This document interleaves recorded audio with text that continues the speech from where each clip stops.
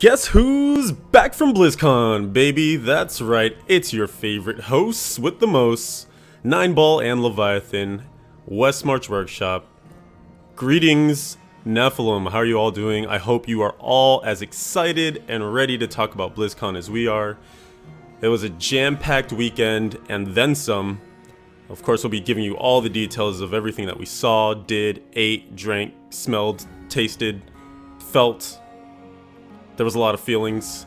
So, I mean, it's going to be an insane and very hyped night. You can probably tell I can barely contain myself right now. But without further ado, I don't even want to wait one more moment longer. We're going to get right into the show here. Nineball, to my left. What's going on, man? Oh hi. I'm still like in recovery mode, more or less, like from this whole past weekend. Is that because It you're felt like it was insanely like tired, or? that could also be part of it. That could Mm-hmm. also be part of it. It's like I slept in a little bit today. I had to like go around and running and doing all those other types of stuff. But then again, I was up really late last night. There's like this little thing that happened that was kind of important that I had to go through and torture myself by watching to the end. Was that the election? Yes, that was Ye- the joke that I was making. Was that for the Mirror of Sanctuary, or were there some other open seats? I didn't really recall the ballot. Uh, y- yes, let's go with that one. Let's go with that one. Mm-hmm. Yeah, I also stayed up late to observe that one, and actually fell asleep while waiting for the results. But why are we starting off with sad and bad stuff? I guess we're just getting it out of the way, Yeah, we right? should we should definitely. Yeah, let's focus on more positive things like BlizzCon and such. Yes, BlizzCon. Um, well, how do you feel? I feel good. I feel I'm like reinvigorated as far as everything that I saw and learned and experienced and such has me rehyped. Like the passion is like refueled, even though, of course, always going to be the biggest Blizzard fanboy that there is. But now it's already like at a whole new level. I think that really is what BlizzCon serves the purpose for. It kind of gets you right to that point because I feel like they give you the dearth of info, but right before it happens, because they're saving all their best secrets to reveal on stage there, and so you kind of get into that lull. A lot of things just seem like you're waiting and waiting and waiting, and then BlizzCon hits, and you get all that fuel, everything that you were missing in that last month or so back and then some, and it carries you, into the holiday season. And then the next year rolls around and some of Hmm. those things you learned about, you start to actually get in your hands. And it really just takes you until basically they announce, hey, next BlizzCon is going to be on this date. And it's just this like beautiful cycle, you know? It really is. It really is. Okay. Sorry, the connection's going a little bit wonky there, so you cut out a little bit on me. Okay. All right, we'll soldier through. All right, so week in gaming. Probably going to be a lot about BlizzCon, but do you want to talk about some things that were perhaps adjacent to BlizzCon? Yes. So while we were out there, and we had like this big group together. It was recommended to us to go through and try out a puzzle room or escape room. I'm sure a lot of people might be, familiar with what an escape room is, but I don't think anyone in our entire group had ever done one. And so and that was like one of the things that was suggested since we'd have some free time on like Sunday and Monday while we were in the area to go through and just do it because it's like it's like an hour out of your day and it's not terribly expensive. So we went ahead and gave it a try, and that was just like beyond fun. Yeah. I Yeah. Um, then it was and you were there, and you were there, and you were there. It was yourself. On the first night that we went through and did it, it was, I believe it's called a Puzzle Workshop, That's correct. or like a Puzzle Workshop out there in Orange County, and it was you, myself, and then Monstrous went and joined us, and actually a listener from the show who we kind of like had taken under our wing for the the transpiring of everything over there at the convention. Knight was the Knight 244, who I think is actually in chat here with us tonight. Knight, I said Knight a lot. That we all went out there and did it on Sunday night. See, there it is again. And we, just went to try it out. We had such amazing fun that we immediately then went and booked it for Monday evening, and then we also got Dreadscythe to come along on that day. Yeah, the puzzle rooms were absolutely insane. Like you mentioned, none of us had done them before, so especially on that first night going in, we really had no expectation of what to expect, how it's all supposed to work. And so we get into that first one without spoilers, of course, because I highly recommend people of BlizzCon for next year's planning, you should try and do these rooms because they're really fun and they'll probably change and get better from now until then. But basically, we went into our first room and we're looking around. There's a ton of clues, a ton of locked boxes and things. So we're like, all right, we see our work ahead of us. So we get basically everything done and we get to this door and we're like, oh, all right, we're about to escape. And it turned out we were so far from escaping. Mm-hmm. There was an entire room with even more puzzles than the last, and it was just crazy. Not only more puzzles, but harder puzzles too. Yeah, more complex.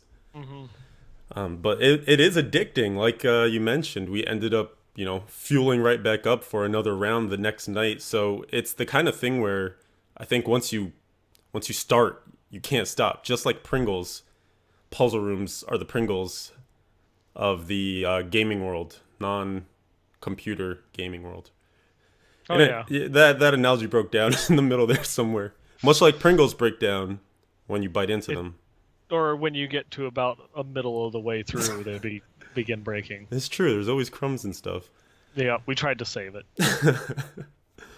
But yeah, so that was part of our escapades out there for sure.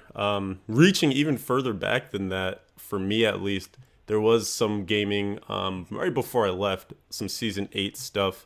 Just trying to make some progress on the conquests. I think I have 2 of them down right now, but a lot of them require multiple geared characters. So I have a Crusader this season, and now I'm using that Crusader to gear up a fresh level 70 Demon Hunter so I can hopefully get some of those set dungeons and GR55s cleared for her.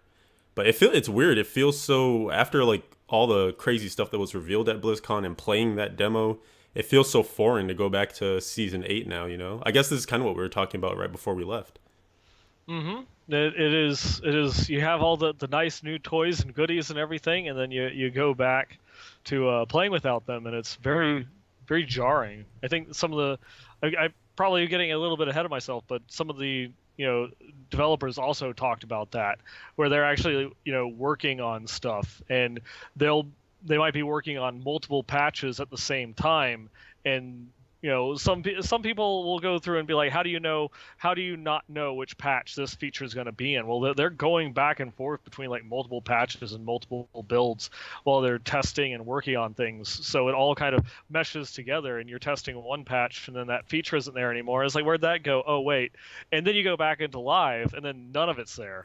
It's just like it's always a very, very jarring thing. You said jar twice. I don't know. Maybe it's something to keep an eye out for. Yeah. In the background. In the background of things. I'm looking. In any case, were there any other tales from the week in gaming that you'd like to bring up? I mean, pretty much everyone's just waiting for BlizzCon stories, so.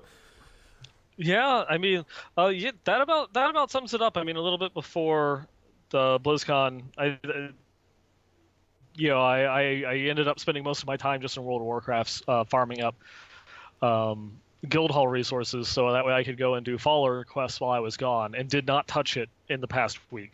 So it was all for naught and completely pointless. Nicely done then. Yeah, I know.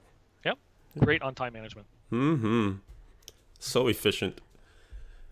Oh boy. All right. Well, let's transition into the news. I got you guys there. You thought we were gonna go into BlizzCon right away. There's still just a few things to talk about before we hit BlizzCon, because we need to dot our I's and cross our T's. And one of those T's is in PTR. Huh? That's good. These transitions getting pretty good. PTR Yeah. for patch 2. We just need to yell out transition while doing it. I think that is the ultimate transition. We try not to do that too often because it's very powerful. Yep, yep. So yes, the PTR for patch 2.4.3 went live just in time for us to come back home from our extended BlizzCon trip. So thank you for waiting for us.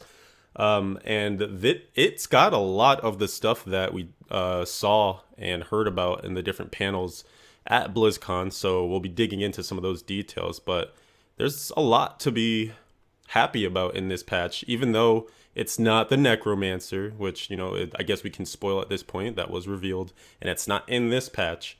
But beyond that, there's actually a ton of stuff. So I'm looking forward to getting to talk about a bit of that in just a moment here. There are also... Oh, sorry, go ahead. Nope. Okay. There are some... I just said, I was agreeing with That's you. There are some undocumented changes just to be aware of. And some of these are things that were talked about at BlizzCon, but I'll just highlight them here very quickly. The no death in Greater Rifts, resulting in an extra chance to level up your legendary gem. That was not in the patch notes, but it is part of 2.4.3. The cost of empowering Greater Rifts, this wasn't talked about at all, but this is something to be aware of. The cost of empowering Greater Rifts has actually gone up in this patch. And I talked to Wyatt a little bit about this, and he said that basically they kind of realized that lowering it as much as they did when they went through and lowered it, which I think was 2 seasons ago, maybe, just resulted in gold not feeling quite as meaningful anymore. And obviously the whole idea of empowering a Greater Rift was to create a meaningful gold sink. So they want to find that middle ground of exactly where empowering still feels like you want to do it and still feels like it's going to be worthwhile, but it's also still draining your gold pretty decently. So this value of empowering is lower than the initial value they went out the gate with, but higher than what we have currently on live. So, test it out, see how it feels, drop some feedback. And then this is... Sorry, go ahead. This is just one of those things where they felt like they reduced the amount of gold that you got, and then they scaled back the empowering costs by about the same amount, because they felt that would put it in a better place, and then also scaling back the amount of gold that you get from other various sources, like Gilded Barons and such.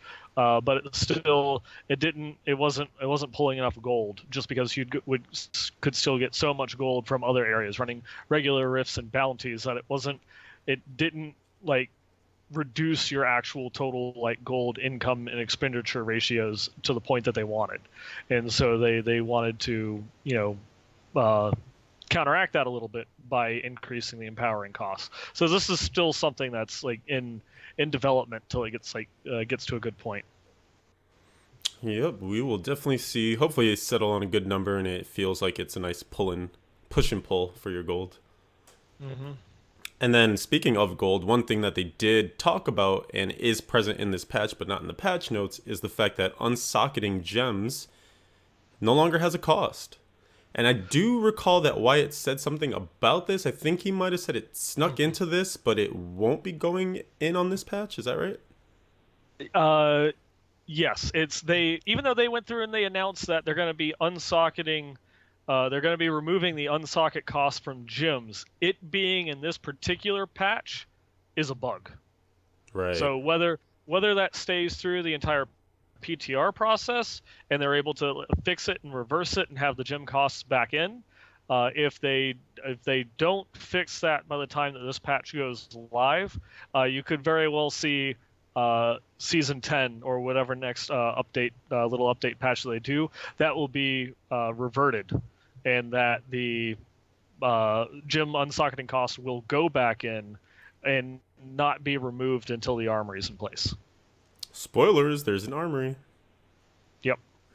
We'll talk about that one later. That's right. But yeah, those two things are supposed to be paired up just because of how the armory works. But more on that in just a second. Yeah, but do not be surprised if gem unsocket costs come back in.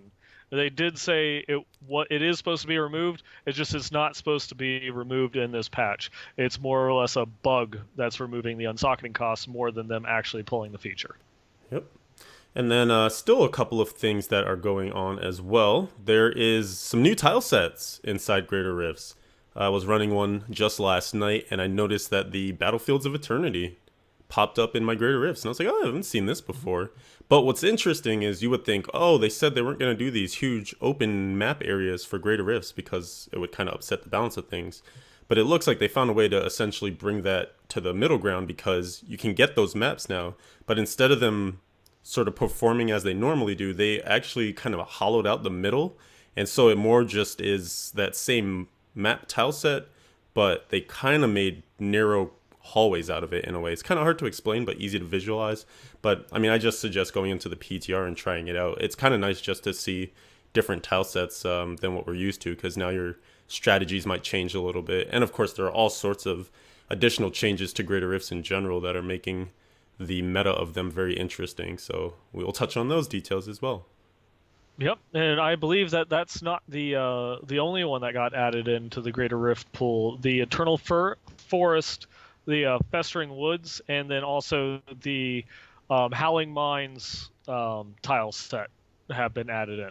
Oh, sweet. So it's the Scorching Winds, that first little desert area that you go to in Act 2 after you leave Chaldeum. Nice. I'm looking forward to seeing those as well. Yep, and like you were mentioning, those ones when you get it in a regular rift normally are very like wide open spaces, but in the Greater Rift they've all been structured to be a bit more linear, and they I want to say from what I've seen they are a little bit wider than what we're used to in the Greater Rift, like hallways and such. But yeah, they're definitely nowhere near what they are on the regular rifts. Indeed, indeed. Another really cool thing that's happening with this PTR in particular, although not yet in this PTR, they are adding a PTR item vendor that will sell you a PTR bag of fortune, and inside of those bags will be the guaranteed legendaries that they have added for your class in this particular patch. So for instance, with the Crusader, inside of that bag will be the Faithful Memory, the new sword with the Blessed Hammer damage on there, the new Akan's Amulet, and then also a Ramalani's Gift and a fully upgraded Emerald, which I assume they want you to put a socket into your sword and then throw that Emerald in there if you choose to use it. But yeah, it's basically just like a here's your testing kit. We added these items. We want you to be able to test them very quickly. So this is something that they're going to experiment with. Unfortunately, that vendor didn't make it into this early build of the PTR. So they're hoping to add it later. But right now there's a workaround because they hot fixed it so that regular Rift Guardians, so when you're in a regular Rift, not a Greater Rift, will drop them guaranteed after you defeat those Rift Guardians. Mm-hmm. And this is like one of those biggest features that people have been asking for the PTR, and that they've only been able to like counteract by doing like the 2,000% increased drop rate on legendaries. So they're just like falling from the sky to go and get them geared out. But this will be nice where you can specifically target farm, or not even target farm, but you can just immediately pick that up and do your testing without having to, just go through farm around. And when you're copying over characters, you got your Paragon 1000 character with everything as ancients, and then the first one that you find is like regular and badly rolled, so you can't even do anything with it. Right. Well, there is still some RNG to the items you get, because my Faithful Memory that I got, I would have never used. It was like a regular old, it wasn't ancient, it didn't have like super awesome stats or anything like that. But at the very least, at least you get the item, because now you can use some of your banked up resources, like you were saying. If you have a bunch of the legendary mats, and you can just instantly re-roll that or throw it in your cube, which is exactly what I did. So you get some, at the very least, you get the powers in your hand right away, and then you can kind of refine from there. But it should definitely expedite things. And one of the reasons as well is because obviously you can throw a huge legendary drop rate into the PTR like they have in the past, but it doesn't always guarantee that you're going to find the item within a short period of time. You could still be screwed over by RNG.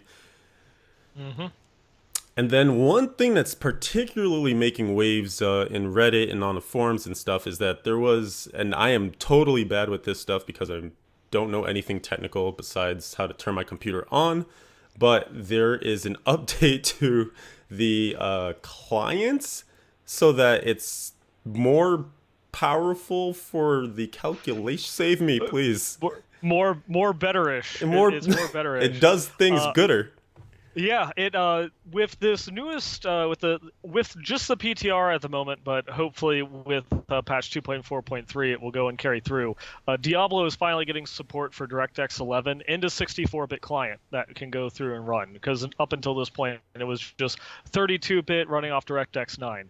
Without getting too technical about it, it will make it run better, smoother. It allows it to actually take advantage of, if you have a very nice system with a lot of memory. As a 64-bit program, it's going to be able to allocate a lot more of that RAM, so that way it will improve your loading times. It will improve, its resource allocation.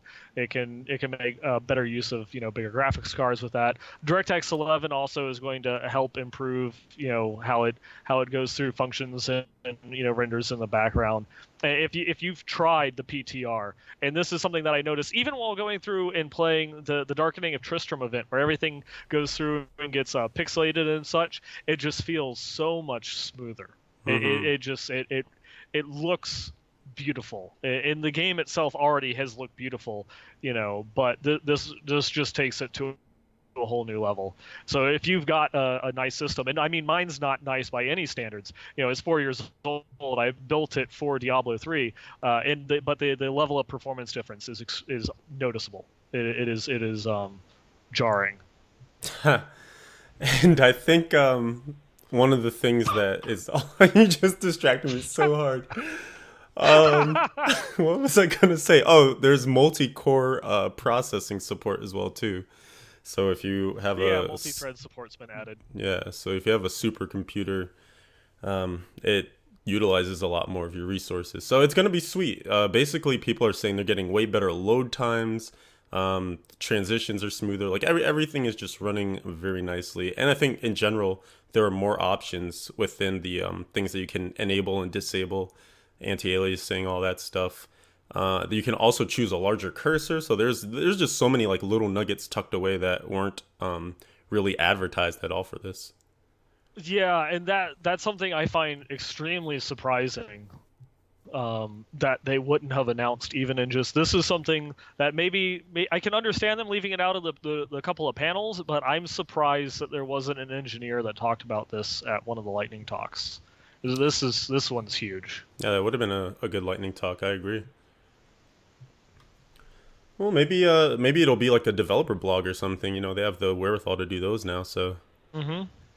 could always come up. Was there anything else from PTR besides the obvious stuff that we'll hit in a moment here?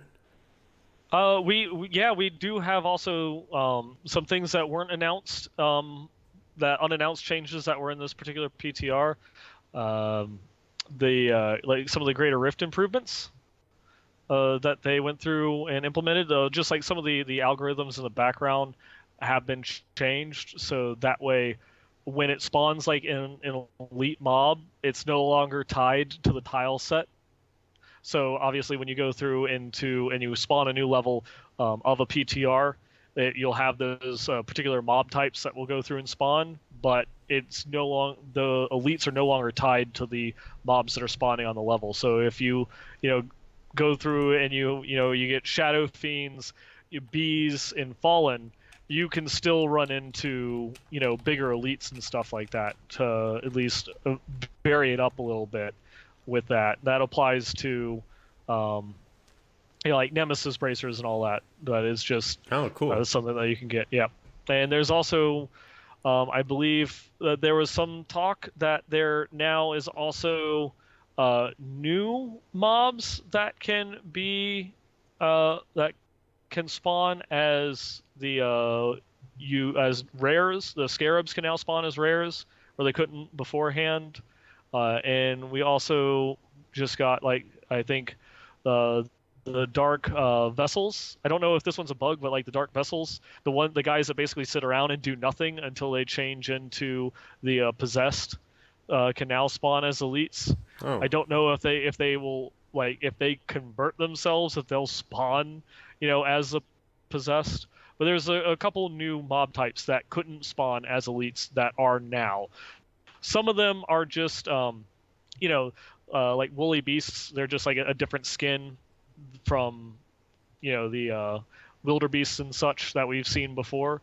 But it's pretty cool. They're expanding that out. Or nightmares, the enslaved nightmares, the ones that will go through and spawn other demons, can also now spawn as elites, and that I think is going to be pretty interesting, since you're not just gonna instantly kill them because they're always a low HP mob.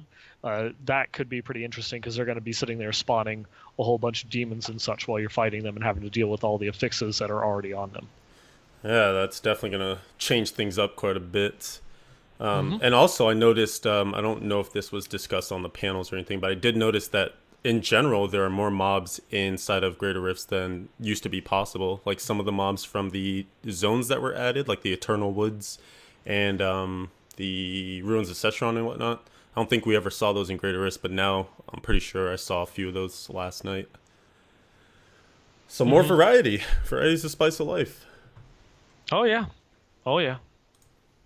All right. And then any other things? They I don't know. It's like this one wasn't listed, but I don't know if it was meant. But they buffed spike traps. They upped to the max number of traps that you can have from 2 to 4, and then the skills like custom engineering, which increases the cap, also increases the cap now to 5 instead of 3. Interesting. All right. Does that do us for the patch stuff? Of what I know, yes. All right. Yeah. And then also, A, PTR, always subject to change. B, probably tons of stuff out there that, people are discovering. Again, PTR has only been live for like a little over 24 hours now. So it's probably plenty of stuff that's going to be discovered as the days go by. But of course, we will always be here to bring it to you. As soon as we know, you will know. So look forward to some more info on PTR. And then only one other noteworthy news item thing that's happening. The Diablo team released a new product, which is an old product, but at a new price. And it's the Battle Chest, the Diablo 3 PC Battle Chest. And this combines the base game, Diablo 3, with Reaper of Souls for the low price of $29.99. That's a lot of nines. That is a lot of 9s. I like it. Of course you do. So this is actually a really opportune time, especially post BlizzCon hype, that you can maybe gift this to a friend. You probably own, if you're listening to this podcast, probably own both Diablo 3 and Reaper of Souls already, but you can also digitally gift this to someone. You can potentially buy it as a physical copy and put it under someone's tree or in someone's Hanukkah thing or their Kwanzaa thing. I'm trying to hit all the holidays. But in any case, are there what's the Festivus poll? I'm letting you get buried by this one. Thank you. Sorry. Much appreciated. Not saving you. Yep. As you're wont to do. But in any case, the whole gist here is, maybe you want to utilize this as a opportunity to get your friends addicted to Diablo 3, and then when Necromancer comes out, when Challenge Rifts are there, then you'll have friends to go through and try all that new stuff out with, and, it should all be good. Get them in there early, get the addiction in their veins, get to playing Diablo. Easy peasy. Yeah, and I want to say that this one, I wouldn't have expected it to have been, be as popular as it's looking to be, just because Diablo 3 already is such a great selling game, and that it's kind of like, I imagine it's kind of like hit somewhat of that saturation point, and so that's why they're going through and doing the battle chest, so you're not having to go through and just buy both, or they're waiting for more people that bought D3 to upgrade Reaper of Souls. But just going and looking around, even though it's only been out there for a few days, it's already sold out on Amazon. Oh wow. Yeah. That is awesome. And so they're waiting for the next one to go through and get replenished on that one. So don't be surprised if you see a lot of new people going through and joining you in your adventures in Sanctuary. There's always room for more heroes. Yes. Is that the right game? Sure. All right, let's talk BlizzCon. So, man, where to start? I think obviously from the beginning, perhaps we got there. What? Well, I got there Thursday. You got there Wednesday. What was the vibe in the air? How were you feeling about things? Oh, when I got in on Wednesday, it was a bit. It was a little bit in the afternoon. I guess it kind of like started a little bit more for me because I ran into Dat Mods, at the airport. Oh, nice. Yeah. So it's like already it's like, oh, you know Diablo legend. So I got to chat with him for a little bit, and then it's like, okay, this is it's like if this is how it's starting, well, where I'm on the plane and I get to meet Dat Mods, and this is going to be a hell of a weekend. Hmm. Um, that it just it kind of it went up from there. Wednesday, just it was kind of like, you know, unwinding from the trip, kind of like relaxing, getting into the groove of things, connecting with just some, friends from, across the globe and whatnot. But it didn't really start or pick up till Thursday, till around when you got in, because I miss you. Ah, the party don't start till I fly in is something I've been known to say Yes. about once per which year. which just which just means that you need to get there sooner. Yeah, this is also true. This is also true.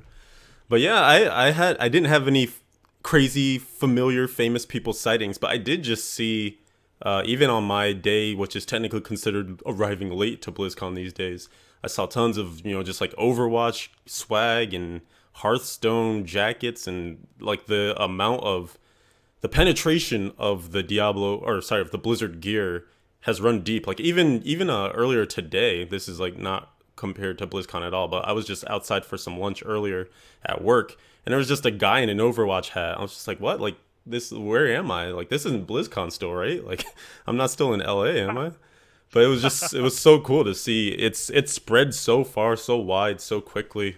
A lot of that, it really feels like they've kind of stepped up their gear just on the, stepped up their stuff on the gear, just apparel wise and all that. And a lot of people are buying into it, which is awesome.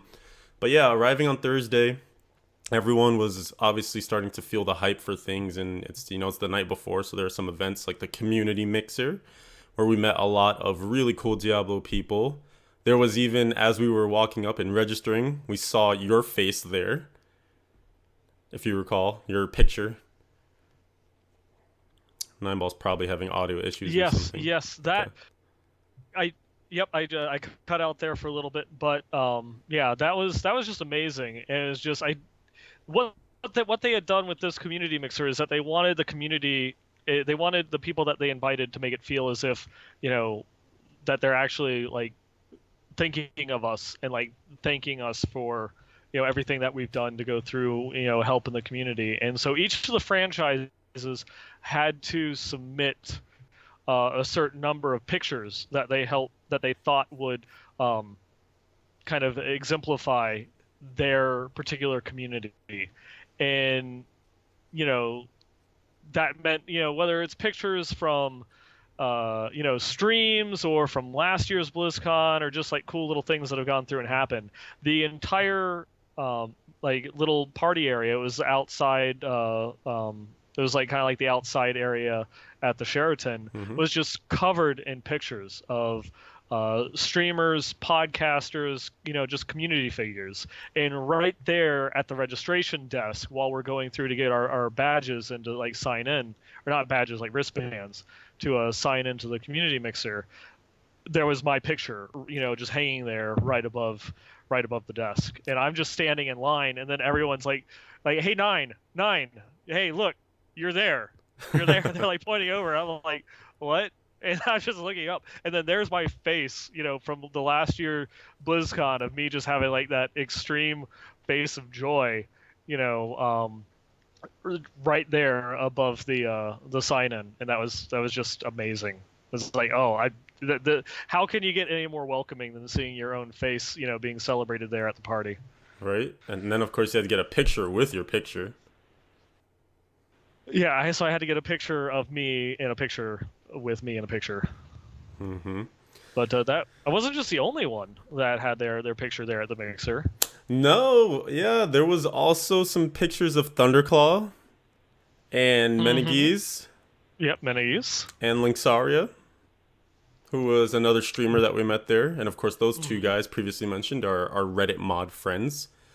But I also had one there too as well, and it was rather large. People actually got to steal their pictures. I don't know if we should mention that, but people stole their pictures. But mine was so ridiculously big that it was Someone. kind of ridiculous. And watching over everyone as they picked up their food, which I thought was appropriate because I also had treasure Mhm. goblins in my picture.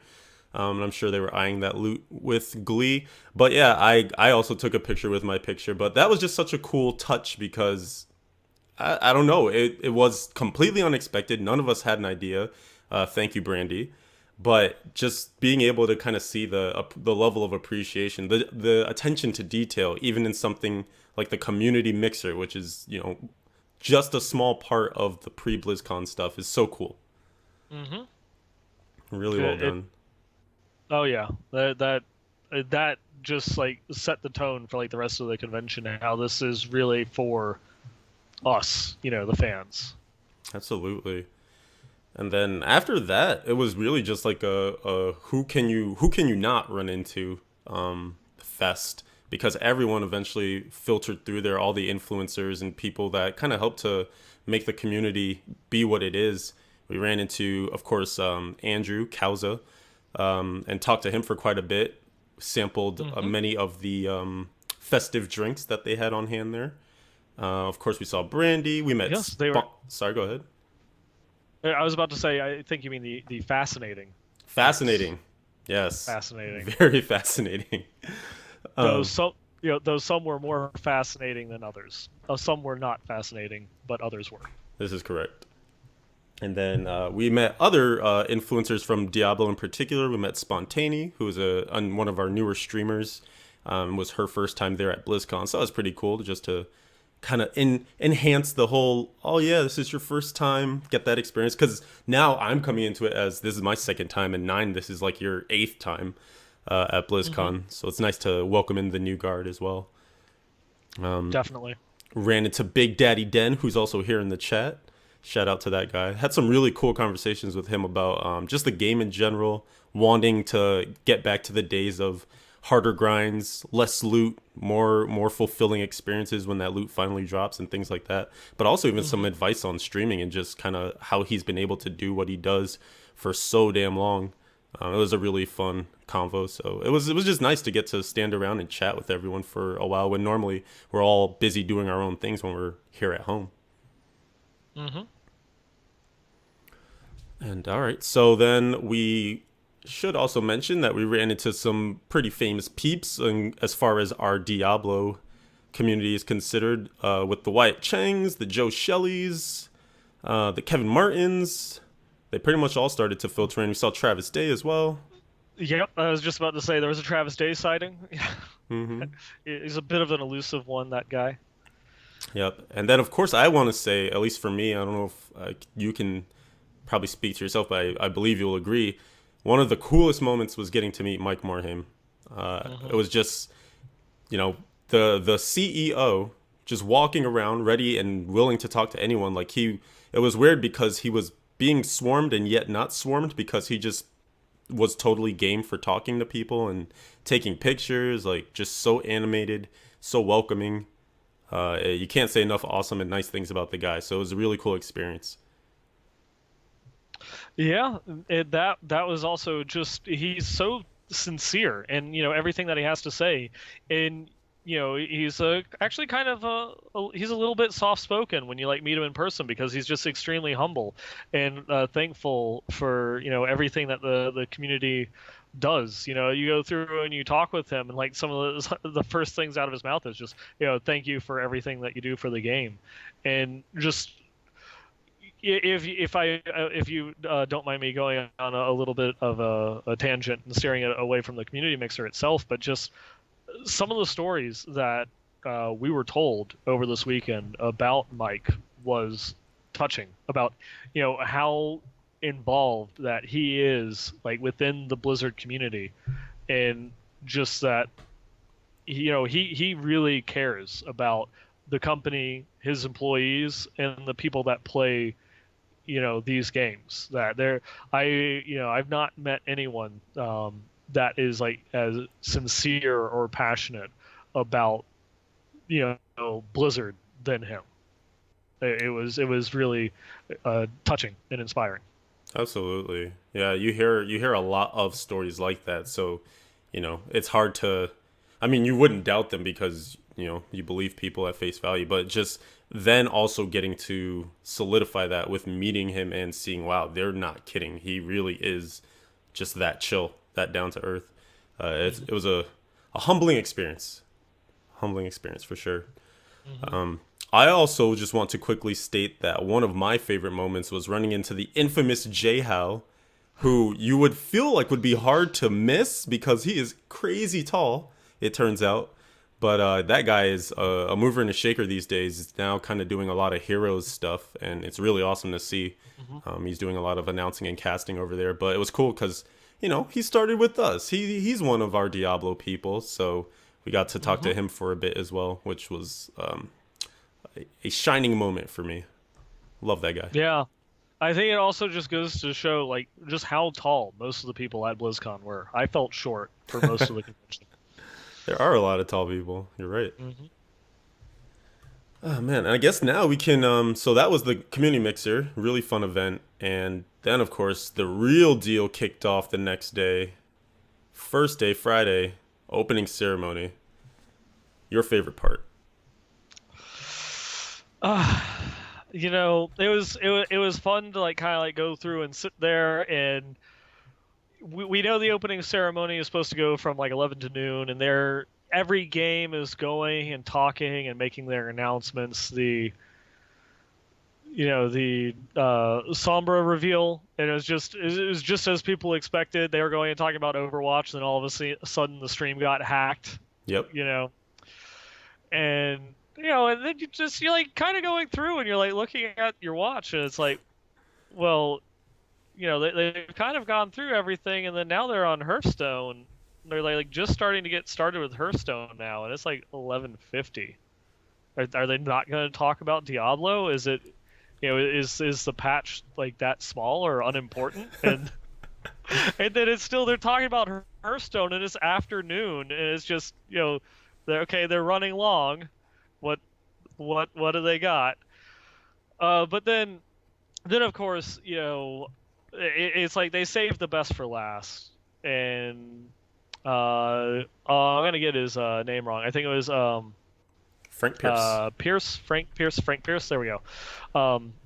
Came out on stage to just go through and blow everybody away, and they just wanted he was like going through and like teasing about what it is that we're going to go through and see, and it's like, well, let's just go ahead and show you. And they queued up the little cinematic there, and as the first word they said was death, and I immediately on Twitter I typed out necromancer confirmed, and then just put it down to the side and waited for the rest of the cinematic to go through and play, and just I began to just like lose my shit and cry. I feel like you were not alone in that moment. Mm-hmm. There might have been 2 or 3 other people who felt exactly as you did. I got some strange looks from the people that were kind of like sitting next to me. But it's like before they even like show the necromancer's face, and he's just sitting there like sharpening the scythe, and I'm crying out like, yes, this is happening. And there's these 2 people that obviously didn't really care so much about Diablo that were sitting next to me, and they're just like kind of like giving me this look like, is this guy crazy? They haven't announced anything yet. Why is he like just like going through and like babbling incoherently? Oh my god, you're like Gollum over there. Precious. Yeah, that was. I mean, I think it was done so well. I wonder if it was done that way on purpose. I mean, maybe they didn't ever plan to really run over time, but at the same time, they didn't have anything else after on the main stage for a few minutes at least. So it almost makes you wonder if it was kind of because I start to get a lot of tweets from people getting antsy, being like, "Hey, are they gonna talk about Diablo? It's already they have like 2 more franchises. It's almost noon, and it's not scheduled to go beyond that." But it all worked out for the best. Created some drama, which is I think the Diablo community should be used to by now after the month we had preceding or prior to BlizzCon. So yeah, I felt exactly the same way you did. Felt that the Necro was being severely hinted at before it actually was finally uttered by Frank and shown that sweet intro. But even before that, just the some of the tweets that we got from David Brevik and Bill Roper when they were like, "Oh, I wonder where I am," when they had the orc statue in the background. We finally saw the fruits of that labor when they popped up in that intro video where everyone's just talking about what the Diablo franchise means to them. A lot of the developers and key people from Blizzard North and stuff. So that was really, I mean, one of the best ways probably to start things out. Yeah, well, but that was during the panel itself later in the day. Oh, that wasn't part of the intro? No, that wasn't. That wasn't no, part you're of right. the You're opening right. ceremony. Yeah. You're right. Okay. Well then, spoilers. Spoilers. That happened later. Yeah. No, it was just cool that they went through and they showed it off, and then it's like there's so much more to go and see, and like we were going, and was there anything else that you had as part of like the opening ceremony? No, I guess we can pop into the panel.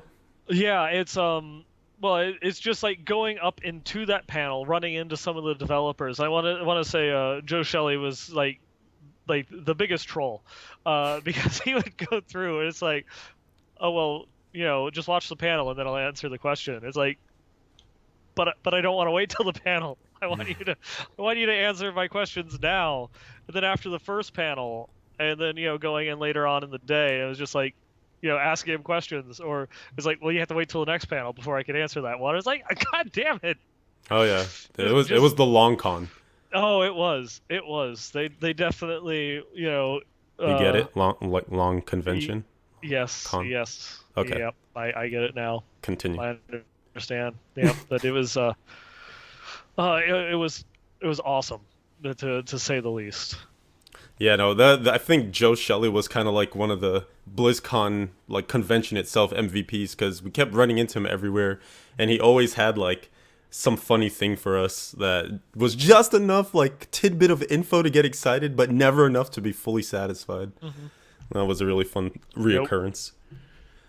Oh boy. I was half expecting him when we talked with him, later after all the goodies were out on the table, that he, his answer was just going to be, oh, wait till the PTR. I'm sure he probably could have done that at some point too. Oh, I bet it was all in good fun. He's a very good-natured, great guy to chat with. Yeah, definitely. And so yeah, I guess we should say too that pretty much right after that opening ceremony, there was a curtain over by the Diablo demo areas that was kind of over a sign, and we're like, what does it mean? What's behind the curtain? And so after the announcement, we finally did have that curtain revealed, and it was a picture of that Necromancer key art, which you probably see right behind me, pointing to it right now. So that's kind of become like the iconic art for the Necromancer class. And yeah, it was available for play on the demo floor, both on console and PC. So for those who like either or both, you could try it out. And also in the play area was Diablo 1 and Diablo 2, similar to Gamescom. Yep, they had the whole gamut of the available for. Yes, indeed. And then, of course, we rushed off instantly to play it up in the media area, since luckily we had some extra access to things at the convention. And so good. Yeah, because it was good luck trying to get through the demo line on the show floor. Especially because the computers went down too. That kind of happened. Yeah, it got. I guess it got like bum rushed or something. But yeah, the Diablo 2 servers for the PC version of the demo, it crashed relatively quickly into the convention. And even up in the press room, it was all running off of the same service. So the only one that was playable was the console. And so that's what we did when we got upstairs, is we played the console version. Right. We would have probably preferred to play PC, but it was like, give me anything right now. I want to try it. So talk to me about your first impressions with the Necromancer hands-on experience. The next words I'm about to utter, I think Steven has heard at least like 50 times. I could recite it for you. Yeah, he could probably go through and recite it for me. including the fact that I said I've said this a lot. Is it took me like 6 or 7 years to realize that there was another class than the Necromancer in Diablo 2. Yeah, that's how much I played the Necro. It was all I played. It was my favorite class, by a long shot. And just sitting down, and even on the console version, not even being able to play the PC version just yet, I felt as if they had like nailed the feel of the Necromancer. The Bone Spear felt like Bone Spear. Corpse Explosion was just as amazing as you would hope and dream it to be in the Diablo 3 engine. And you had your skeletons going through, running around, fighting everything. We got kind of the surprise because we hadn't had the uh, at this point we hadn't had the panel. We didn't know really anything about the Necromancer or um, what was in store for us. So it was all just like sitting there. I was like, well, what's this? What's that? The summon for the skeletons. It was kind of, I guess it was a little bit hidden because in the console version you couldn't see the passive. It just had the active ability, and so it was like, well, is there some sort of bonus trait? Because the skeletons they're spawning on their own. Nothing I'm doing is controlling them. But when you hit the command skeleton button, it sends them all over to attack whatever monster it is that you have selected, and that was really cool being able to go through and get a look like, oh, so is the necromancer going to have more control over their pets compared to the witch doctor?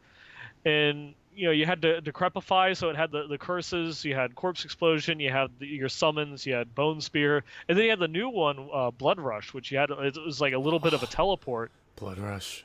And it's like the best of like dashing strike and teleport, because you can teleport like around and through obstacles or over chasms and such. But it also is a controllable distance. You can get up to 50 yards out of it. It depends on where it is that you click. It was a bit harder to get the feel for on the console version, but Right. a lot easier once we were able to play the PC. But it was really, really nice having that level of control, and the amount of time that it took to do the blood rush was the same amount regardless of distance. So if you wanted to just do like a little jaunt to get out from being surrounded by a whole bunch of mobs, or you're trying to get the maximum out of the teleport, to run across the screen to find your next pack of mobs, it was the same time. Yeah, I think it's going to be interesting to see how they flesh out the rest of his kit, because obviously we only had access to 6 abilities, and of course, there should be about like 24 more maybe or so. So there's a lot still left to be done for the class, but it makes you wonder because he's going to be highly mobile, and so will his summons, because you'll be able to tell them exactly where to go. So it almost makes you wonder how much like positional battle will matter. Like he feels very tactical, and I wonder if they will tie something in there where it's like if you're a certain distance away from your skeletons and there could be bonuses, or like being right next to them, or even for your corpse explosions. I don't know. I could just, the theory crafter me starts to work up like, oh, you could do all these different things, or if you're right in the middle of your corpse explosions. And Blood Rush for me was personally my favorite skill, just because of the it played really smoothly. Like they kept saying like, this is a really early build. Like we're not even there yet. Like the female model's not even done. But if it, it's their whole thing. Like Blizzard's alpha is someone else's finished product. It had such a good, just robust touch to it.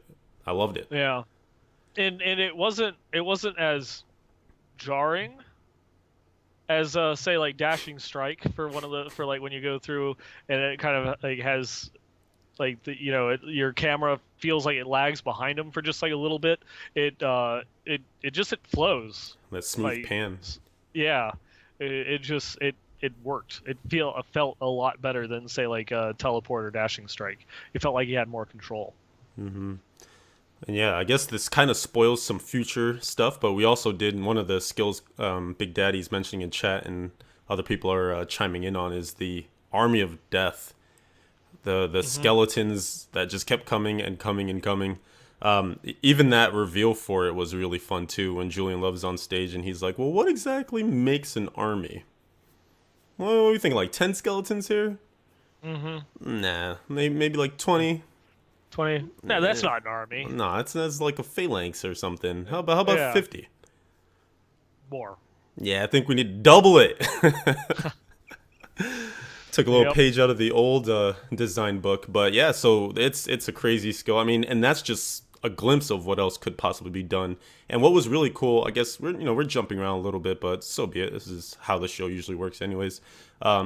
Near the end of the convention, actually, while Weird Al was doing his thing, we were talking to Neil Wojan, who I believe is in skill designer, animator. He is a visual effects designer. Visual effects designer. There we go. Thank you. Visual effects artist, I should Artist. say, is like the proper title. Awesome. Thank you. Yeah. He was just so amped. I guess I said animator because he was very animated about Yeah, Patty was. about Necromancer and the skills, and he was just like, if I had it my way, I'd put every D2 skill and then some in the game. But he was really trying to pick our brains to figure out, what we wanted to see. So I think there's the potential for this to be a very collaborative process. I think the community, when you see the Reddit dream posts of like, this is what I would have for my Necromancer, I actually feel like those might have a lot of bearing on how things turn out. Oh, definitely, because that was one of the things that they were like really looking for the input on. And one of the things he specifically said was, I want to pull every single skill from the D2 Necromancer into the game. But when you look at it, for like having like 20-ish, 24-ish different base skills for the Necromancer, then times all of the runes, you're looking at having like 200 or so skills in the game and various effects. That's a lot more than even if they took every single skill available to the Necromancer in Diablo 2 and put it into D3. There's a lot still left to have to go and pull from. Oh, no doubt. No doubt. The playground for the Necro is super large. So like, don't rule anything out. If you're out there dreaming of some skill that you kind of, maybe you're like Neinball and you only played Necro D2, that was it for your classes. The rest of yours were deleted somehow. You probably have ideas from back then. You're like, man, I wish I could just do this. It's time. Your opportunity for that. You only have to wait a few years, but you can get it into the game now. So we want to hear those suggestions, and maybe just maybe the Westmarch workshop will be interested in some ideas you have. Stay tuned. Stay tuned. Dun dun dun. What does that mean? I don't know. We'll open the jar on that one later. Oh yes, that we will. So let's hop into the 20th anniversary panel proper. This is where this video was that I was so in love with, apparently. Yes, yep. So they opened the 20th anniversary panel with a tribute to the history of Diablo, and it had a lot of the longtime developers, on there, such as Wyatt. They had Mike Morheim, Frank Pierce, people that might not necessarily have worked directly on Diablo and Diablo 2, but were part of the company at the time, and obviously were involved in its creation and decision-making process at some point. But this is where Dave Brevik and Bill Roper, their role in this whole thing came to light, because they were in this video talking about the some of the early development and what Diablo meant to them and designing this game meant to them, and their reactions to seeing how the community loved it. And they asked, everyone got asked the question, what's your most memorable moment from like Diablo 1 or Diablo in general? Who is your like favorite or most hated monster and such? Yeah, it was really cool. Just you could it really gave you the feeling that these guys don't just make the games, they love the games, they play the games, they are us. Like, just with the separation that they know a lot more about the game than we do. Sometimes, actually. Maybe sometimes we dig a little theory craft deeper than they might even expect. But it was all like the same level. Like, you could just see the passion. I guess that's what I'm trying to get at. You could see the passion, like, brimming, auraing out of the video, and you felt as if there was this equal footing of, yes, I remember that moment. Like, you were talking to me. I remember when I felt, Pindleskin, and God damn it, he never drops me anything I want, and all sorts of just stupid memories, you know. Mm-hmm. So that was a really good way to It start things off. definitely. All right, so then we hopped into learning. Of course, there was some teasing about the Darkening of Tristram in the opening ceremony, but this is where they blew the lid off of it and gave us a lot of the details and visuals on what would be happening in the Darkening of Tristram. And speaking of visuals, how about that retrovision?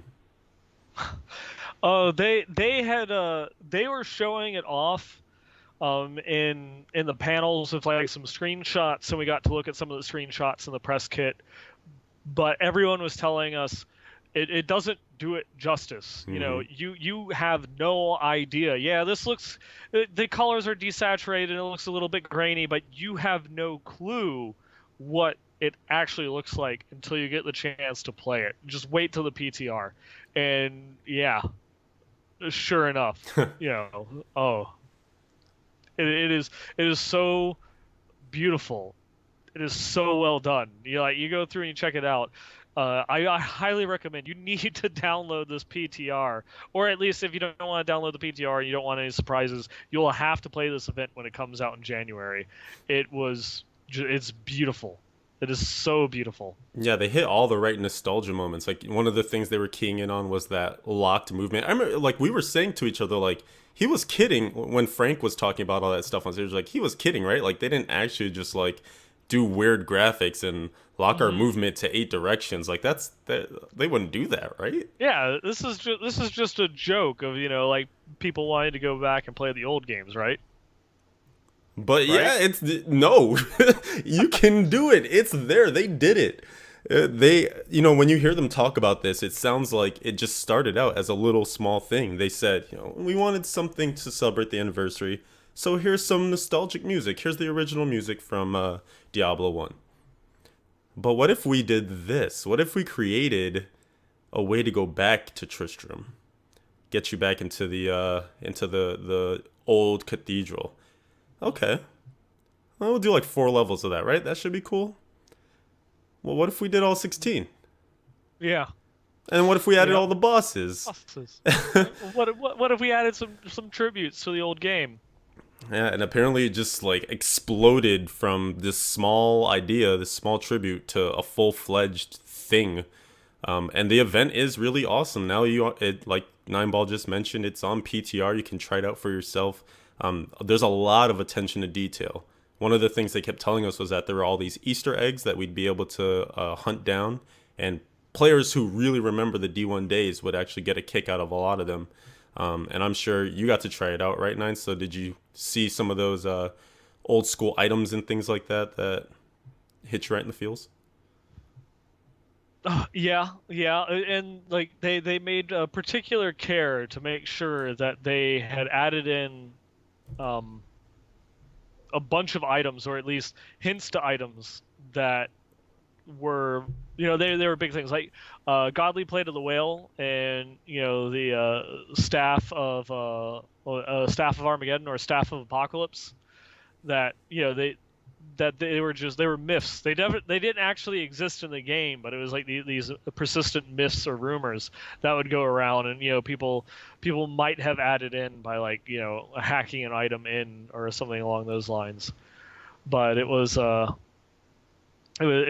really nice going through and seeing some of those kind of like little tiny hints to some of to like these great things, and then of course ones that actually did exist, like the Harlequin's crest, Yeah. the Bone King's crown, and things of that nature. It was really cool. I was playing it a little bit yesterday on stream, and a lot of people in chat were just like, "Oh, I remember that. Oh, the sound of the town portal. Oh, the sound of the gold." Like one of the things that the developers were noting for us was that they wanted the original sounds as well, Hmm. but the sounds was actually ahead of its time. So it So wasn't. it's Yeah, go ahead. Yeah, so it wasn't, it's like, the graphics might be 1996, but we actually had like a kick-ass audio engine. So it's definitely like mid to late 1997 in audio quality. So ahead of its time. Yeah, so ahead of its time. But yeah, every little thing just adds up to this really cool nostalgic experience. The UI gets a little retrofit as well. So even though you have like your, tricked out Crusader or Demon Hunter, you still get the old school UI, like the old health orb and your what would be a mana orb back in the day. Have those like demon inscriptions, or I don't even know what you would call it, imagery on it. So it's just really cool. And then of course, with laden within this thing is all sorts of achievements that you can do to unlock special things, which I won't spoil here perhaps, but one of the things they did talk about was a baby butcher, and you can definitely get that. So there's I think they did a really good job with this, and hopefully a lot of people will give it a shot. It's temporary, like you mentioned. It's coming in January officially, but it will only be for the month of January. And Yeah. They definitely wanted to. They felt as if it was a permanent addition, it would detract from the awesomeness, of what it was supposed to convey, because it's like a celebration, and so they wanted to make it, it will be there from this point forward. It will be there every January to celebrate, another anniversary of the Diablo franchise, but it'll only be available during January. that's right. Oh, and one really cool thing that is part of this is when you kill Diablo, I will at least spoil this because they did talk about it. They are doing something that they have not done before, which is they're giving you a legendary gem, but this one will be able to be socketed in your helm, which is something new. So this could potentially lead to them developing gems that are socketed into non-traditional jewelry slots. We kind of got our first glimpse of that with the Gem of Ease, which goes into your weapon. Now we got the helm, so who knows where we go from here. But this is a really cool and special one, of course, for the anniversary. It's a red soul shard, so you stick that in your head, and the power on it is that you have to like battle through trying to contain that power in your head, and then you let off this flame attack that essentially comes from Diablo. And Neinball models a very stylish looking soul shard of his own. Yep. Very nice. So that's what it will look like. That's the official transmog right over there for those watching. But yeah, and then you will get it as a transmog, right? Yes, yeah. So when you loot the gym for the first time, it will also unlock a transmog of the soul stone, kind of like stuck in your character's head. It's pretty exciting stuff. Yep. And I guess since we mentioned it, we might as well talk about the soul stone a little bit itself. Yes. Yeah. It's not gonna meant to be competitive. Right. So if your build is dependent upon, don't worry about if your build is dependent upon having a diamond for the cooldown reduction or what have you. That will still be better than it. Its proc is just it does like a little fire wake of damage for you, and then the secondary unlock is whenever you level up, it reduces the cooldown of your skills by 75% and removes their resource cost. So it's a channeling pylon. But it only lasts for 30 seconds. It's actually, I think it's only 15, so it's like half a channeling pylon. Oh, yeah, true. Yeah. So, not super OP, but, I mean, could be cool for leveling or something like that. Yeah, it definitely is going to be like the absolute best for going and leveling a new character, without a doubt. But, yeah, not anything that's meant to be competitive. That's right. All right, and then also within this panel, it wasn't just anniversary stuff because, of course, like we mentioned, they kept giving us little tidbits of info in each and every time they spoke to us on a stage. So also part of this was the reveal of the armory, which was in the press kit, but then we got full details here in this panel. And this is something that people have been requesting for how long? Ages. Yes. I don't know how many times we've talked about it on the show. Too many times. Yeah, circumventing it by, we'll just level up a second character and keep them, equipped with our farming set. Or a support set, or a bounty set. Yep. But no more of that. Come the armory, which, by the way, will not be part. I think we kind of talked about this already, but won't be part of the next patch, 2.4.3, but should be coming sometime in like mid. Yeah, the currently all that they would commit to is it's slated for 2017. Yeah. So we'll see. It might be before the Necromancer, though. I think we got some potential for that. But who knows? Schedules are always changing. I But I want to say from what if I'm remembering correctly, I want to say it was a feature that would probably be close to, if not with, the Necromancer patch. I thought no, I think that was Challenge Risk. I thought it was Challenge Risk, Necromancer would be teamed up, and then the Armory would be kind of its own thing. I mean, again, Okay. it could all change anyways. Yeah, So I might.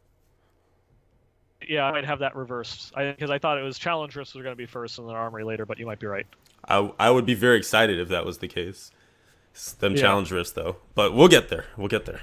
we'll get there eventually. All right, so what is the Armory? The Armory will be a place where you can save builds. Finally, you will be able to save your loadouts. And we're not talking just the gear. We're talking the skills. We're talking the Kanai's Cube. We're talking all the gems that you have in there. We're talking all the legendary gems that you have in there.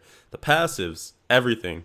So what it does is it doesn't store gear. So this isn't more storage. This isn't more stash space, unfortunately. But what it does is it will remember your entire loadout so that, when that awkward moment comes up, Neinball's like, hey, I really want to do some GRs. Let's do some two-mans. And I'm like, crap, I'm in my, gold find pickup radius set thing. Let me change all my stuff. And now it's like 5 minutes. He's like, well, I only had 10 minutes to play, so F you. Now that awkward moment doesn't have to happen anymore. And No longer. we can instantly swap into that setup. Don't need a second Crusader on the ready and just pop into the game. So it's going to be very exciting. I believe you can store 5 setups per character. Yes, it was 5 setups per character, and also Lala is saying in chat that it definitely was supposed to be before the Necro. There we go. Yeah. Confirmed. So the only thing that is worth noting with, well, not the only thing, but one important thing worth noting with this is it won't save your Paragon points because they wanted to avoid a situation where you probably gain some more Paragon and then like it gets awkward to figure out like, oh, did I assign it, unassigned my Paragon and reassigned, and so that would be kind of weird. Mm-hmm. But yeah, and like we mentioned previously, the whole idea of removing the gem costs will work with this because one of the problems they had to solve was this setup needs to remember what gems you had in it. But they figured that out and then went beyond because it will actually upgrade as you get upgrades. So let's say you have a build that has a Bane of the Trapped in it, and when you save that build, it's at level 30. You go on to play something else, another class, another build, and now you have an available level 50 gem of exactly that same type. Well, when you re-put that build on through the armory, it will actually smartly pick up your highest level gem that matches that type that you had in the build. So it's dynamic, which is really cool. Yeah, and it's not just for the legendary gems. It just remembers that like if you in your gear, say you have an emerald equip, it just remembers that you have an emerald equip in the chest piece, and then will automatically equip the highest level ones that you have. So let's say it's early in the season, and you don't quite have what is it, Royal Star rubies, completely. Maybe you're still just running off of, the Marquis or Imperial gems in there, and it will then say you haven't updated that build in a little while, and you swap back over to it. It will automatically equip if you've then have gone through and gotten all like your royal rubies, or sorry, not royal rubies, but like your royal gems. It will go and fully upgrade them to your highest level gem that you have available. That's right. So it's just a really cool system, really smart system. Nice quality of life change. And I guess Monstrous probably wants to take credit for this one because he's like, it was my mock-up that they used. Yeah. Maybe they just compared his to theirs and then they went with their better one. They went with the better one, yes. Yeah. Yeah, but they definitely compared it. At least twice. Compare. Yeah. Compare. Compare. And last but not least on this particular panel, there was also some Necromancer talk. And this was more about kind of the origin of the Necromancer, the aesthetics, how it all came together. And I would love if you could talk to me more about that, Mr. Necro Expert. Yes, thank you for continuing on there while I was having some audio difficulties. No worries. But yeah, they kind of went through and talked more about exactly like the Necromancer, and they talked a lot about why they chose the necromancer, what the necromancer meant to them, and it was like this near unanimous decision across the whole board, that it's like they came up with it's like basically it's like they came up with the idea, hey, let's add a new class to the game, and then it was just necromancer. Everyone that they asked was like necromancer. Let's just go through, put it in. It is like the most requested class from the community, for adding it in, and it's just something that all of the developers went on board with. So it's not even like that there was anything else in the running, and that they had, debates between, oh, should we do this class or that class. There wasn't even a discussion because everybody said the same thing. It was a necromancer. And one thing that I really, really liked that they actually went and talked about and acknowledged, when you're going and you're bringing back a class that is like a fan favorite, one of the most popular from Diablo 2, was the first question that they asked is, who or what exactly is the necromancer? And it's more than just, this class from Diablo 2 that had, control of the dead and casted these like vile curses and was a master of, manipulating the souls of the enemies and bone and poisons and stuff like that. The necromancer was, it's 16 years of player experiences is the answer that they gave as to what a necromancer was.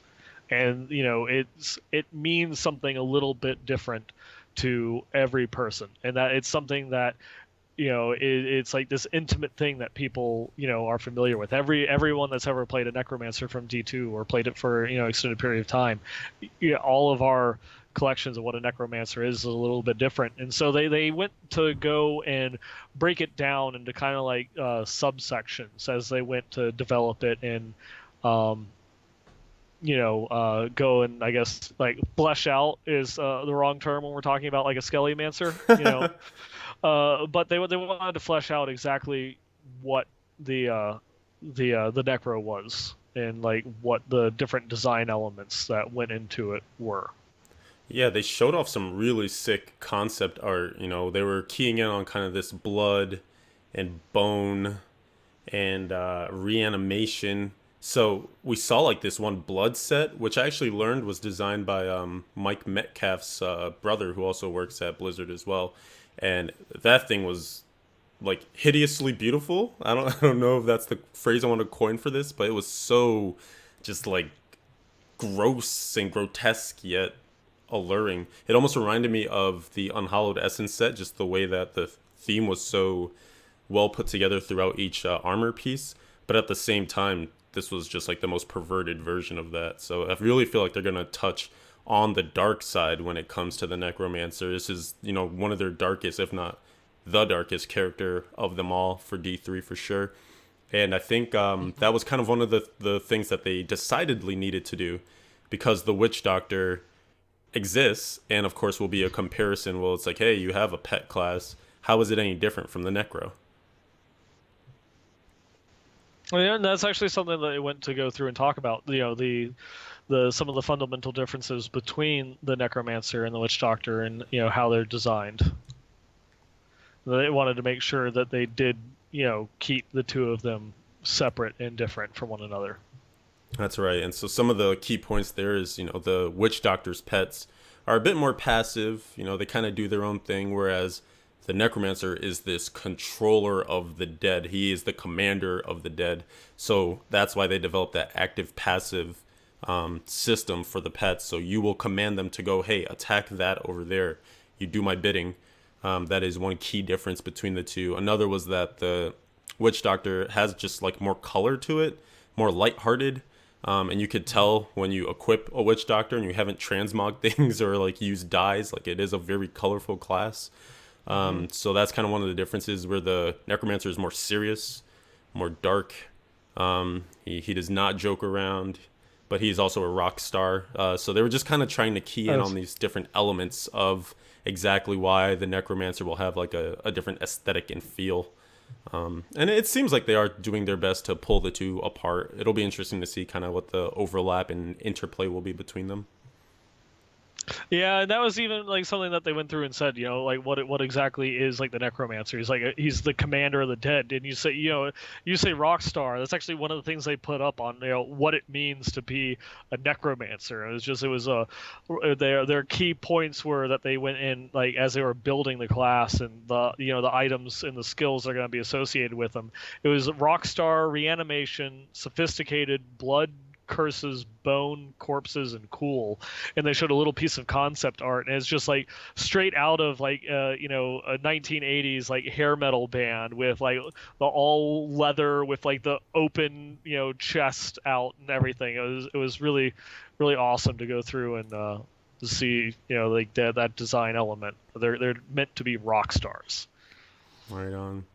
I just threw the key art up on the screen as well too, just for some flavor there. But yeah, the Necros are definitely going to be badasses. I think that is safe to say. They will hold the home of badassery. And one of the quotes from Shadow in chat is, "There is no going for a beer after work with a Necro. He is all business." I love that. Yep. One of the key things that a lot of people were curious about was, of course, what main stat will the Necromancer be, and it was confirmed that Necros will be intelligence classes, so they do share that with the Witch Doctor. But what's kind of interesting is that they do have their natural resource, which is Essence. That's how they get off a lot of their skills, like Bone Spear, and I think that was the only spender that we got to encounter. Corpse explosion. Actually, in Command Dead had a cost associated with it too. Oh, okay. Yeah, Uh, it just they were very small and not really as spammable. Well, Corpse Explosion was the spammable one. You could definitely eat through all of your essence with that one. for sure. One other thing though that they were telling us about, this more came from an interview that we had with Julia and Matthew. They were talking about the corpses being also sort of like a resource for the necromancers as well, and actually what it took to get corpses in the game, because as you know right now, Diablo 3 has no corpses. Yeah, or like when the enemy dies, kind of like the ragdoll physics go and take over, and it's not really an asset or a resource, within the game. It will kind of go through, be flung across the screen by various means, and it'll kind of roll around for a little bit, and then fade away as the physics engine goes through and forgets about it. But with Corpse Explosion, they're gonna go through, and they had to add, some way to add in, a resource or something to make development of Corpse Explosion and keep that feel, from Diablo 2. Because if it's something like, say, like um what is it? Dang it, the Acid Rain skill, for the witch doctors, how they have the corpse rune, where it just creates a corpse up out of the ground that then goes through and explodes. Then you're just going and copying that. They wanted it to be something different, so they had to make some changes. And this was something that I actually like guessed right. I'm trying to remember who it was that we were talking with beforehand. Uh, Dang it, that because it was before we had the panel and we really got to go through and learn about it. We were asking, it's like, what did you do, for the corpses themselves? And it ends up being that it was an item.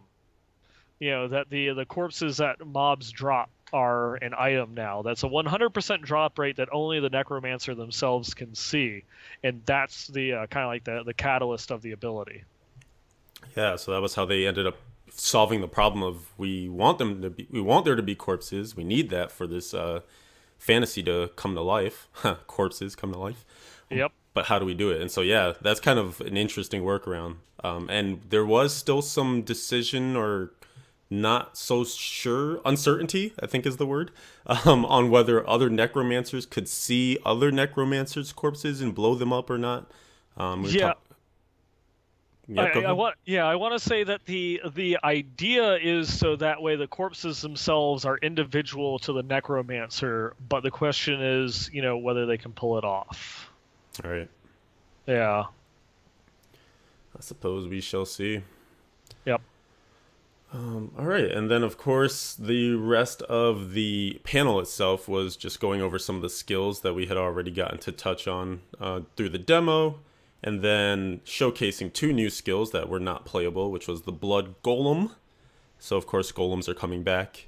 If anyone who played D2 Necromancers will certainly be familiar with. And then that lovely Army of the Dead skill that we were talking about before, where just tons of skeletons zero in on one position and just kill those mobs. So that should be really fun. And of course, like we mentioned, there's so much room to expand this class and grow the skills out. So it'll be fun to see what else they come up with. Mm-hmm. They're definitely headed in the right direction, and it's something that no matter who you talk to on the development or art teams, it's something that they're really excited about, really passionate about. Oh yes, and of course, when people saw this, Rise of the Necromancer character pack, which is what they're calling it, this will be a purchasable thing. So there will be a price tag attached to it, which has not yet been revealed. But I think you and I both believe like $14.99. Yeah, I think that's what a lot of people are feeling is somewhere around like the $15 price point. You obviously you want it to be high enough to justify the amount of development time that goes into it, because it's more than just like developing the class and all of the art assets that go into it. It's you're doing full campaign support, so the little hand-drawn cinematics for each one of the classes, for each one of the sexes for the class throughout the entire campaign, and then the voice work, for both the male and female throughout the entire game and all the different conversations that can be had, and then having all that voice work done in 13 other languages, for both the male and female necromancers. And so it's gonna be like that. It's intensive work, and I think this was actually something that Wyatt had mentioned in the the Diablo Reddit interview that Minigeese did. That's up on their YouTube channel. It's adding in a class is probably one of the most development heavy things that you could possibly do with the game, and so it's a lot. But they also still want to make sure that it's at a good price point where it will make it financially viable, but also it will feel as if a worthy purchase, for the player, that they feel that they're actually going through and getting their money's worth. So it's more than just the class. You're getting the two character slots, so that way you can go and you can roll, whether it be a male and a female necromancer or a normal and a hardcore necromancer. You're getting two additional stash tabs to go through and fill out with, necromancer gear, because you could be like, oh, my entire stash is full. Where am I going to put all my stuff for the necro? So you're getting the two stash tabs, and then a whole slew of necromancer-inspired cosmetic items from, portraits, banners, and things of that nature. Yeah, that's right. So it all comes together for a nice package of goods. And yeah, we were even talking to Nerdwords that we saw at the convention as well. Maybe. Depending on who's listening. And he was talking just about, coming from the console world and seeing what DLC, downloadable content goes for. And just thinking that $15 price tag, maybe 20 at the highest, 10 at the lowest, is pretty standard over there. So it would seem to make sense for it to come in at this price point over here too. But we'll see. And also, of course, the next question in line, like before you even mention, yeah, we're adding Necromancer, they're like, what about the Druid? Or what about something else? What happens next? Right? So people are already thinking, all right, what if they go with this model? Will they continue down this line? And, this is the continued support for D3, how we can continue to give them dollars to develop. Yeah, and anyone that follows a Blizzard and such, it shouldn't be any surprise that their answer isn't even, well, let's wait and see. They're making absolutely zero future-facing comments on it, and like the answer to that question, because they've been asked it, multiple times across multiple interviews and such, their answer was always the same. Well, we're just focused on getting the Necromancer right, that we're not even thinking about it like that far ahead. We just want to get the Necromancer done. But I'm pretty sure that we talked about it, most of the people that we talked with and such, that this will be like the grand experiment as it were, for Diablo, and that if it's successful, it will definitely lend itself to going and seeing more classes get developed and more like these little tiny little like character expansion packs to be added in as Diablo 3 continues to get future support and patches and such until we see what that unannounced project ends up being, which is years down the line. Right. Right. Yeah, I mean, there's not a lack of things happening for D3. So even we just talked about a lot of really cool stuff, and yet there was still an entire panel of yet to be revealed things. And that happened on Saturday. And I'm ready to dive into this because there's one thing in particular here that I cannot wait for. So let's just get going. Just go ahead, hit it. All right. So one of the very first things that they talked about was the fact that seasons are coming to console. This is a very exciting thing because, right up there with, hey, the Armory, we also got a lot of emails and conversation out of why won't they add seasons to console? When are they going to add seasons to console? Should seasons be on console? How many different ways can I ask this question?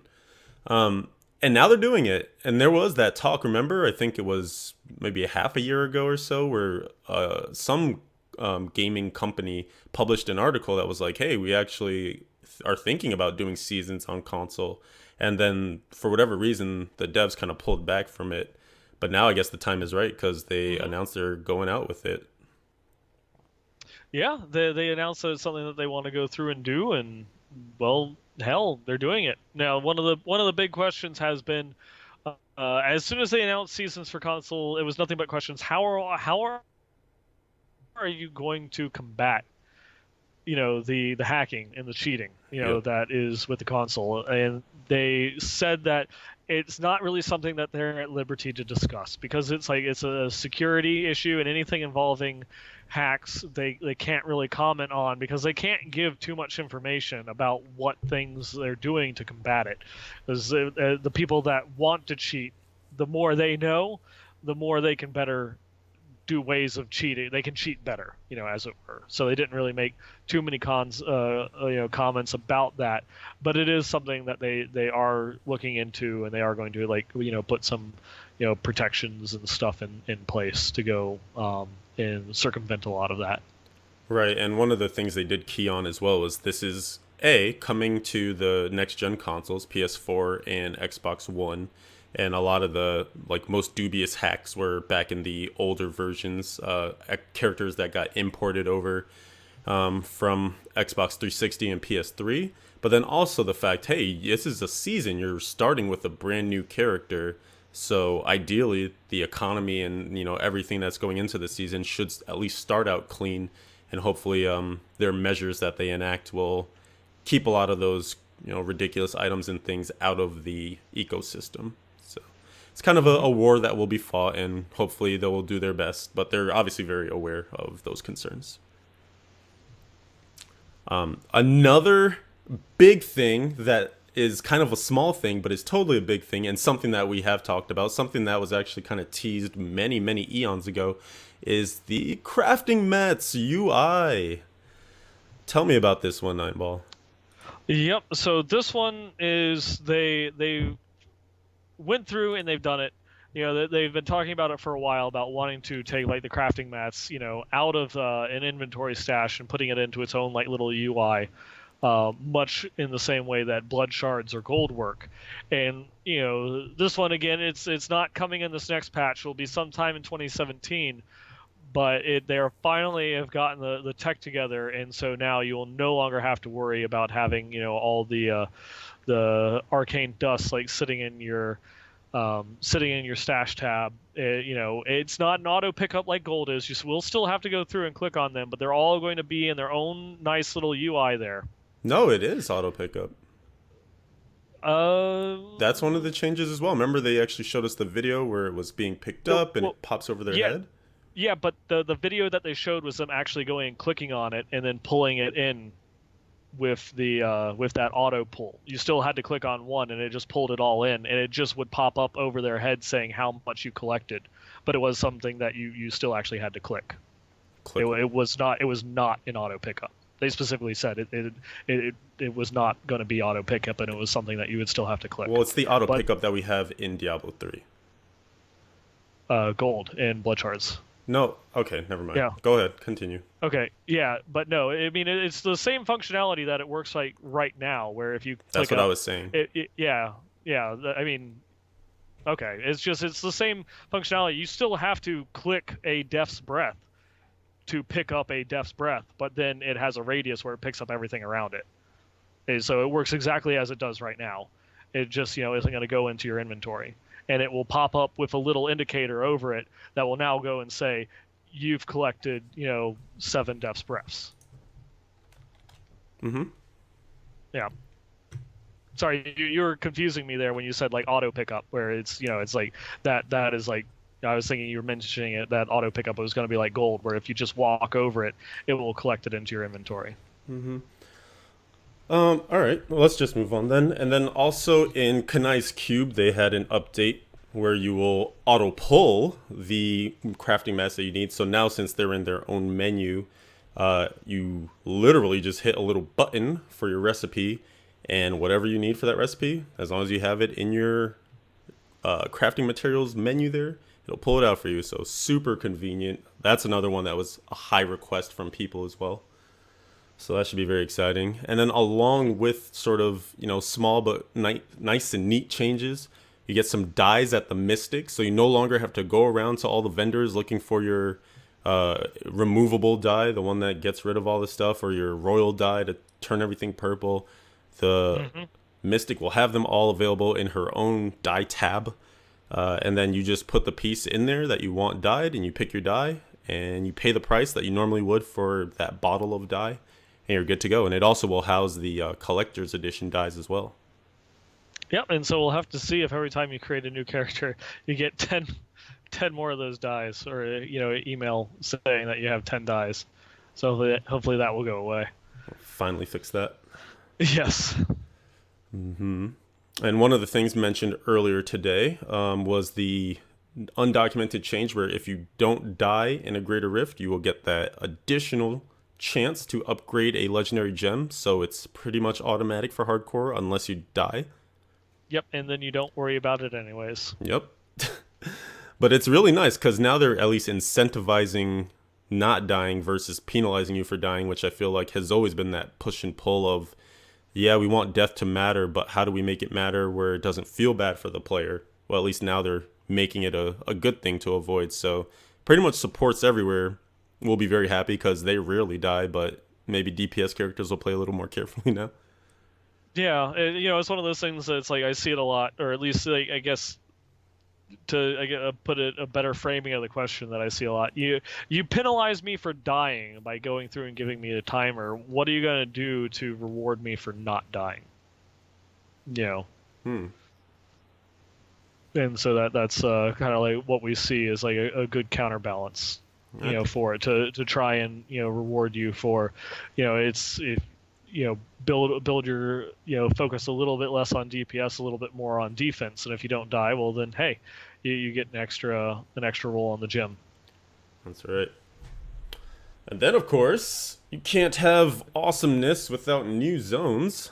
So would you tell us about the new zones that are coming to the next patch? Or actually not the next patch, but coming soon. Coming soon. Coming in 2017. We've got 2 new zones, the Shrouded Moors and the Temple of the Firstborn, which they both will appear to be in Act 2 in order to access, where they are. The Shrouded Moors is going to be kind of like a dark... it has almost like a Stonehenge feel to it. It's everything is like shrouded in mists as you go and you run around, and it has a lot of like kind of like more wild and feral beasts in there. Not so much like demons and undead that are going to go through and be roaming in that area. But the big one that they talked about a lot was the Temple of the Firstborn. And this is where Anarius and Lilith first came to Sanctuary after they created it, and this is where the first of the Nephilim were born. Hence, the name Temple of the Firstborn. And this one has a very like Lovecraftian feel to it.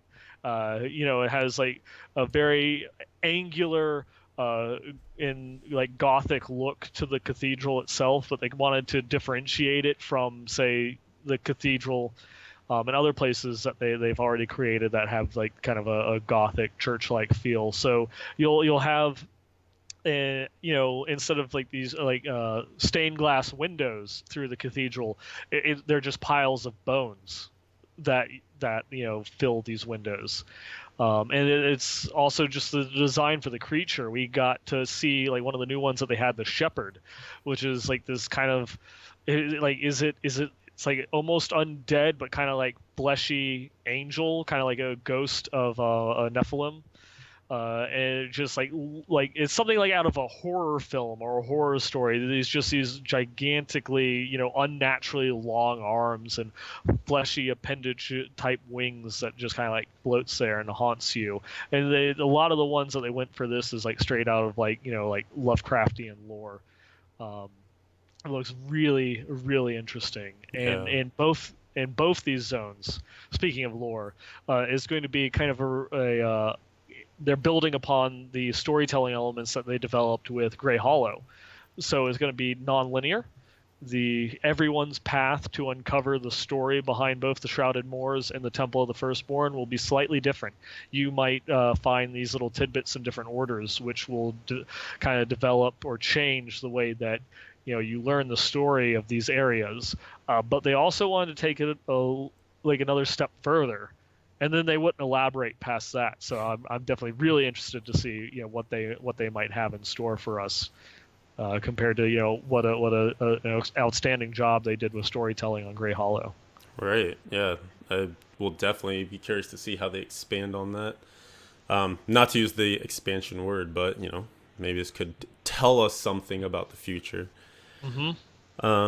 And then there was also that weird kind of experimental thing that they were showing us. I guess called the Realms of Fate, where Mm-hmm. we saw a character running through a lot of tile sets from like Act 5, but never actually transitioning out of any one zone. It was just kind of like, here's Pandemonium, then he keeps running, and now all of a sudden we're in Westmarch, and then keep running, and now you're in the Realm Walkers area. Like, it was a really Mm-hmm. cool twist and turn. And they actually, this was one of the maybe first times that they showed us something that they don't really have an idea for it.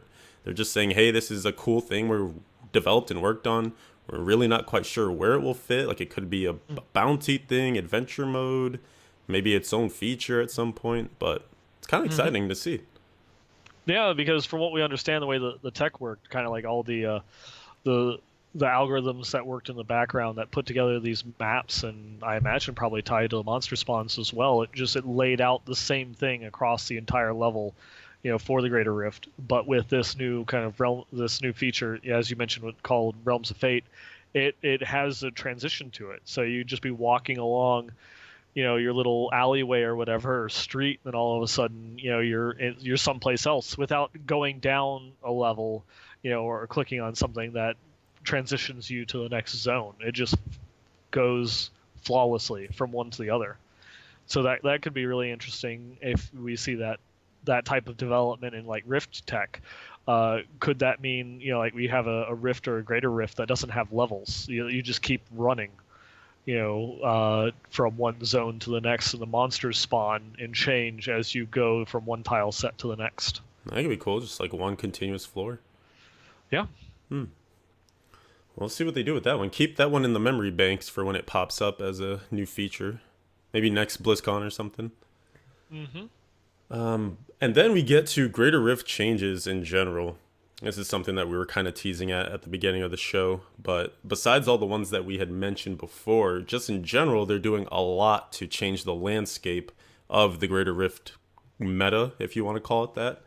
So now when you go in, you'll experience a lot of different things, although similar things. And what I mean by that is, for instance, they changed the algorithm to allow for the density of the mobs to be more stable, more on average, no longer going to have these patches where there's just nothingness. Like, sometimes you get into one area and there's like 3 elites and you're like, all right, this is awesome. And then you walk for like another 2 screens and it's completely empty hallway, only to then be met with like another pack of 2 or 3 elites. So instead of something like that, you might see, here's an area with one elite, and then right after that another elite, and then right after that another elite, or at least like a good string of mobs. So it's really just like more constant action, less up and then down and up and then down.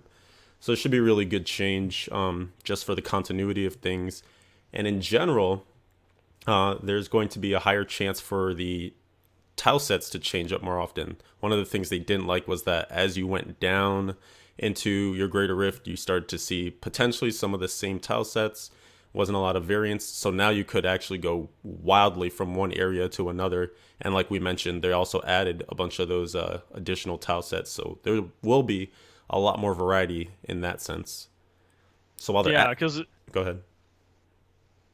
finish what you're saying. I was just gonna say, while they're adding more variety, they're also stabilizing it, so you're seeing it kind of addressed from two different sides. Yeah, because beforehand it was always, if you spawn, the first level was, Westmarch Streets. The second level was Westmarch Streets. And you had to go down 2 or 3 levels before it would change, and then once you hit that, it had to be 2 or 3 more levels before it would change again. That's right. And another change that was made was that most, if not all, map sizes or the floor sizes for GR should be pretty similar now. They'll be consistent. So you won't have like, your crazy expansive, like that Rome Walker area I keep referencing, just sprawling out forever. And then you go and do like that one small area in Act 4 before like the Hell Rifts or whatever. Now you'll actually have like, this medium-sized thing and then another medium-sized thing and then another medium-sized thing. So again, more quality of life for consistency and hopefully getting rid of fishing. I kind of feel like that's the goal here, is to make sure that when you open up a GR, any of them will have a shot at being successful for you. Mm-hmm. And And then, one of the other things that they showed when they were talking about that was just, it seems that they're just going to improve the mob density across the board, not just like fill in those empty gaps, but make it so that way there's just more mobs on the screen in general at every point. that's right. Yeah. And I think one of the things they had mentioned along with that was they're looking at tied into the algorithm was some views on like how much progression a mob might give you. So for instance, if you're fighting a whole bunch of things and it only amounts to like 1%, and then you might go to this next area and you're fighting a whole bunch of things that give you like 10%, that is going to be spread out a little bit more. So what that basically will give you is an idea of how successful your completion will be in that greater rift, because you might think, oh, I'm fighting these enemies right here, especially for people who don't do a lot of like looking at how their greater rifts go, so they don't know like this mob type is more beneficial for me to kill than this mob type, so they don't skip. You'll get a better sense at least of how your greater rift is progressing, because you'll be killing things more often and with a sort of standardized, maybe I'm getting like too deep into this, but like a standardized level of progression that they give you. So as you go on, you'll have, rather than waiting for this gigantic section to catch up, you'll have an idea like, okay, I am this far ahead, or I need to catch up, or I'm that far behind. It'll be a bit more accurate. And then last but not least, you will have Sanctuary again when you enter a greater rift, or just rifts in general, because now they're actually giving you that space. When you port in, sometimes you could just get jumped at the door, and there was a mechanic to kind of help with that, which is if you didn't move, then you weren't able to be damaged. But sometimes like your pets could aggro things and screw it up, or like, I don't know, you would like click on something by accident and then get attacked. So now they're just creating a safe zone, and they're saying that it's basically equivalent to give ranged characters enough room to maneuver, but it will at least help you not get totally overwhelmed right as you enter. Yep, which will definitely be nice. Just not even like a range, like to support range builds, but just having a little bit of a breathing room that that you're going to be zoning into a breathing room as like a hardcore character. Oh yeah. Yeah. Steel yourself before the battle. And then monsters also got a couple of looks. I know Joe in particular was very happy to be able to make it so that all those enemies that leap at you can be killed in mid-air now. So even though you were potentially killing them, they were still going to do some damage to you and then die, which just makes no sense. So now you can actually eliminate the threat before it gets to you, which is really nice for like your DHs and ranged classes. Yeah, this one will be. This one's interesting looking back on the design of these leaping mobs, like from the beginning, because back in the past, they were just immune when they jumped. They weren't interactable at all. Hmm. Once they started leap animation, you couldn't even like mouse over them. They just basically kind of like blinked out of existence. And then quite a while ago, they made it so that way they could be damaged, but they couldn't be killed.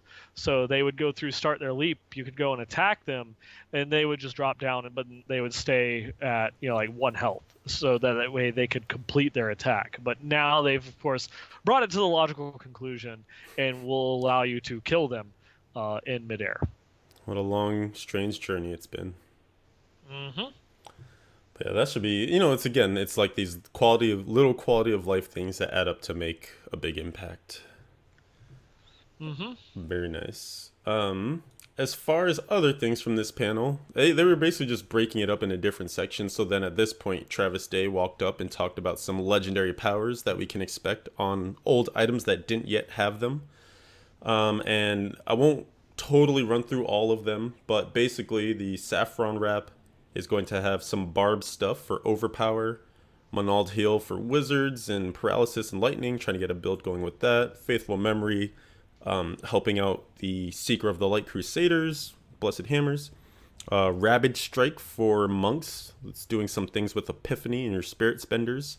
Hellcat Waistguard will let your grenades do some bouncing and some extra damage. And that's grenades that come from multiple sources, like skills that also use grenades. Yep, not just the grenade, generator itself. But... Exactly. And then, of course, the Barber for the Witch Doctor, pushing Spirit Barrage forward even more. And Big Daddy Den, when he was in here, was saying he potentially found a nice build with that. So, some things to look forward to. Mm-hmm. And, two things, sorry, forgot on monsters. Yes, the leaping monster changes happened, and also reflex damage got a rework. So now when you shoot at a reflex damage mob, it will actually return a missile volley that you can dodge now. So there's actually some interplay there. Instead of just taking damage and potentially killing yourself, you can actually dodge reflex damage now, which is cool. And kind of like makes sense thematically with what it is. It's reflecting damage at you. So if you shoot a ranged attack at it, it should reflect a ranged attack at you. And shielding, also, if one of the last mobs in the shielding pack is still shielded, it will instantly lose its shield, so you can kill it right away. So that's kind of nice. Mm-hmm. But now, my favorite thing from BlizzCon, challenge riffs. Dun dun dun. You start this, and I will take it home. But tell the people what challenge riffs are, for those who don't know. So a challenge rift is basically what they're going to do is they have an algorithm that's going to run in the background that will look for people completing rifts. So these are things that will be a preset rift where all of the mob spawns are the same down to their position and even their health on the map, the same pylon layouts, everything. Everyone will play the same character with the same gear and the same skills. And then the whole point is to see, well, who can get the best time while going through and playing it. But you'll have multiple attempts to go through and try it. It will be like a limited time thing, but you'll have a couple days. They're kind of like waffling a little bit on how long it will be. Should it be like a couple days? Should it be a week? Should it be 2 weeks? We'll have to wait and see as we get closer to that particular feature. But and the cool thing is that all of these rifts are something that someone actually did. So when it goes through, there's an algorithm running in the background that will be collecting data, looking for very specific instances of people that complete rifts within a certain amount of time, and then record that entire run, their character, their build, and then it will get put up as a challenge rift, and then everyone will be able to go and give it a shot. And the main reward for it is you'll need to beat their time. And they're kind of like looking at like 6 to 8 minutes is like the rift length that they're going for. So it'll be something that it's going to at least give a little bit of a challenge at first for people that might not be familiar with this build, or something that they joked about internally when they were going through and testing out for the first time. Like some of the people that had gone through and like used these, and they're like, I think it was a monk that they're like, oh, if you wanna like beat their time, like don't don't use Cyclone Strike. I have no idea why that's on their bar, but that one it's that's a trap. Don't use Cyclone Strike. So you know you could go through and you get someone that just has a dead skill like on their bar, or like they don't have an item to actually like fully complement the build itself. But the goal will be to go and beat the person's original time. And then, of course, from there, even though that will be the thing that gets you like the grand reward, which might be a set of bounty bags, but the big thing will be the leaderboards and competing with your friends and as well as everyone else in the region. Yes, competition, more ways to be better than other people. Always so exciting. So yeah, there's the sky is the limit in my opinion on this part of it, because obviously you set up a leaderboard, people want to be at the top of that leaderboard. This thing will constantly reset. So it's always going to be a challenge to figure out just how deep is my knowledge of Diablo 3. Even when I'm presented with a crappy build, how do I improve on it? How do I run this rift better than someone who thought they had really good control of their build ran it? And one of the things to mention for sure is that it's a copy of exactly what they have. Like, it's not your character. You don't put the skills on yourself or the gear on yourself. Like, you just pick up their pre-made thing and go.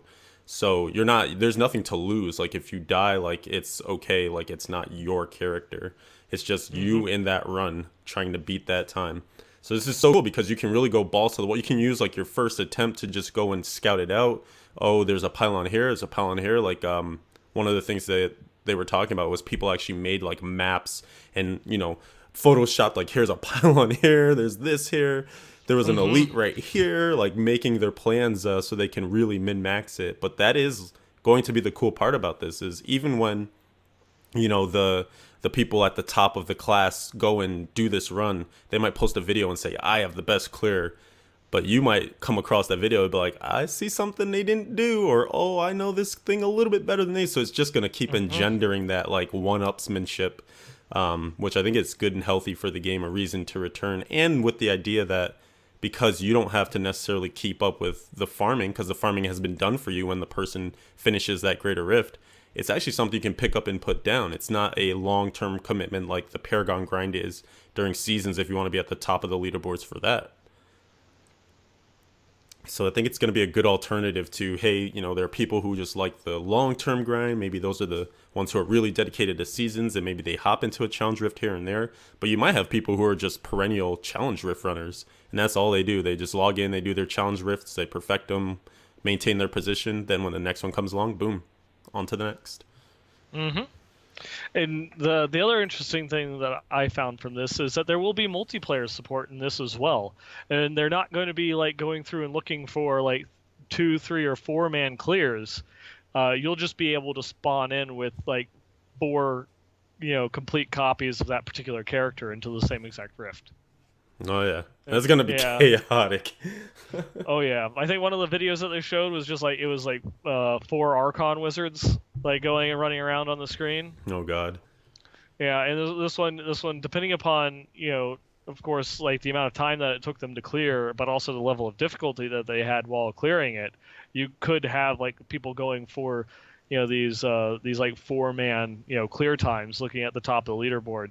Okay, well you two go off and go to like hit these pylons, so that way we can go and clear this like trio of elite mob spawn, and then you go down to the second level and immediately start going like clearing out the way for this particular mob pack over here, or you just you run straight through over to this pylon, so that way you're ready to click it as soon as we spawn down into that level, so we all get like a conduit and then just like break off in different directions. There's a lot of planning and prep that can go into these multiplayer instances of challenge rifts.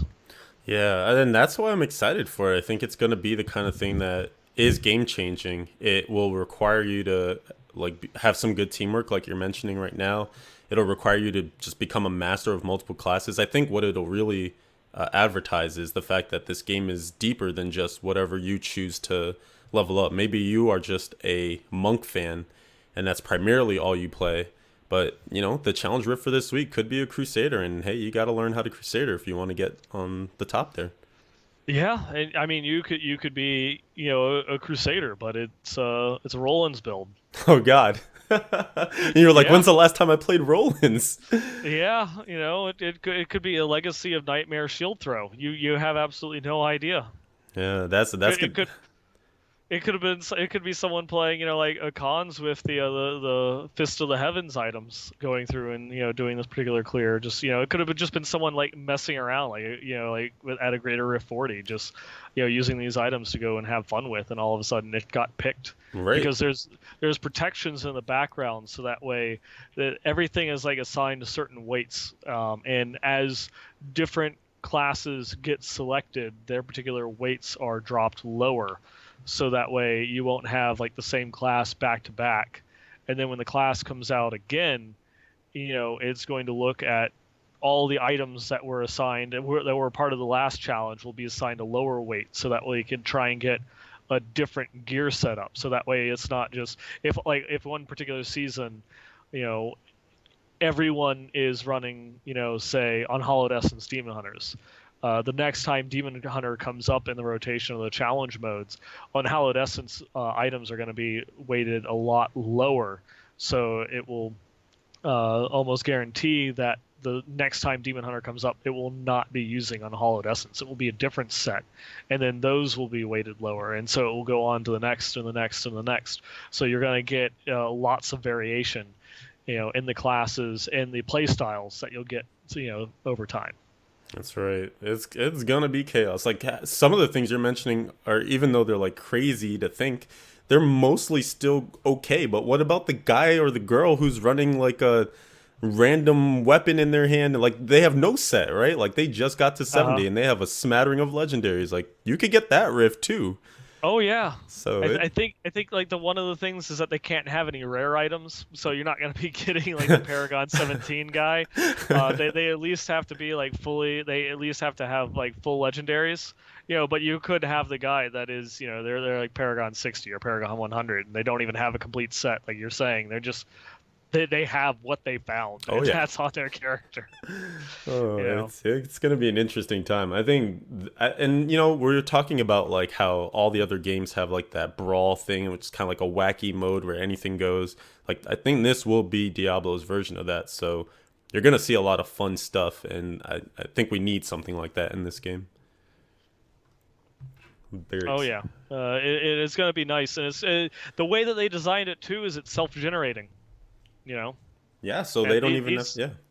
yeah, these are things that you can't even, as much as the community might want to try, you can't even blame the devs if you get like a really, really crappy week that makes it like, incredibly difficult to do no matter how much planning you have. Like it might be like just like some very like esoteric build that only this one person like knows how to play on a really crap rift, but they somehow managed to get it done in 8 minutes, and it's going to be taking like tons and tons of planning to go through and get it done. Or maybe it's someone that just lucked out, and it's like they got like three conduit pylons in a row while speed farming in order to go through and get their clear time, and so there's not a lot of variation that you can do on it, to get much of a better time. And I feel those are going to be the ones that are going to be the most interesting, because it won't give you, it's gonna come down to more so execution than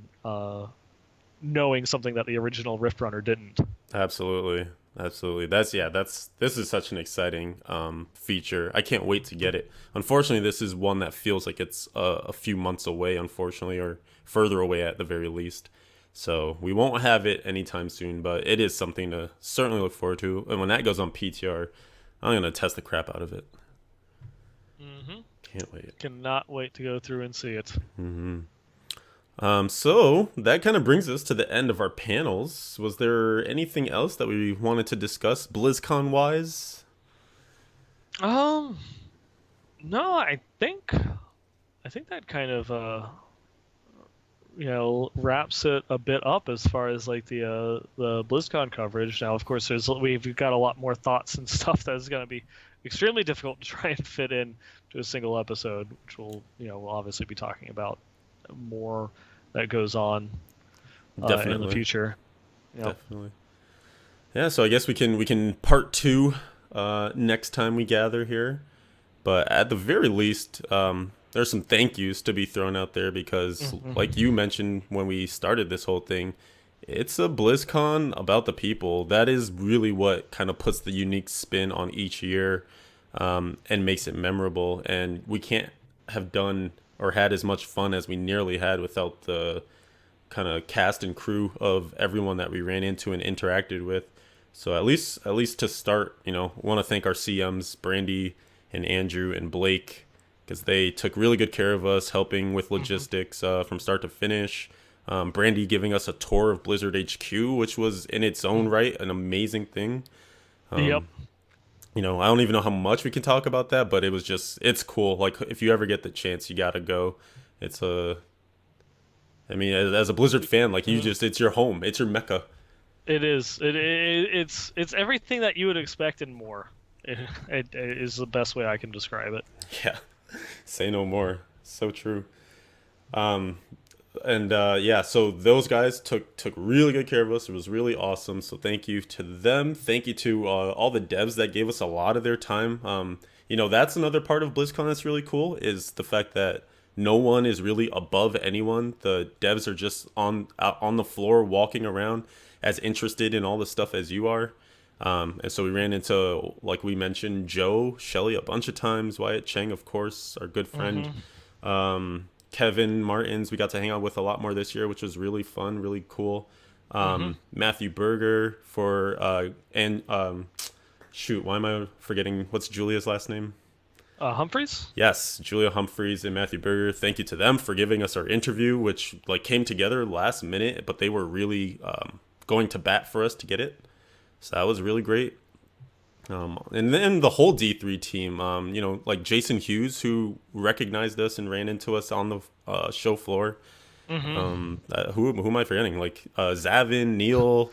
Yeah. I mean, that would, especially Zavin. I completely blanked on this when we were talking about the 20th anniversary. I have to go back and say that Zavin was one of the guys that like really pressed. Like this was like his passion project. That's right. Yeah, a lot of what we get is owed to him.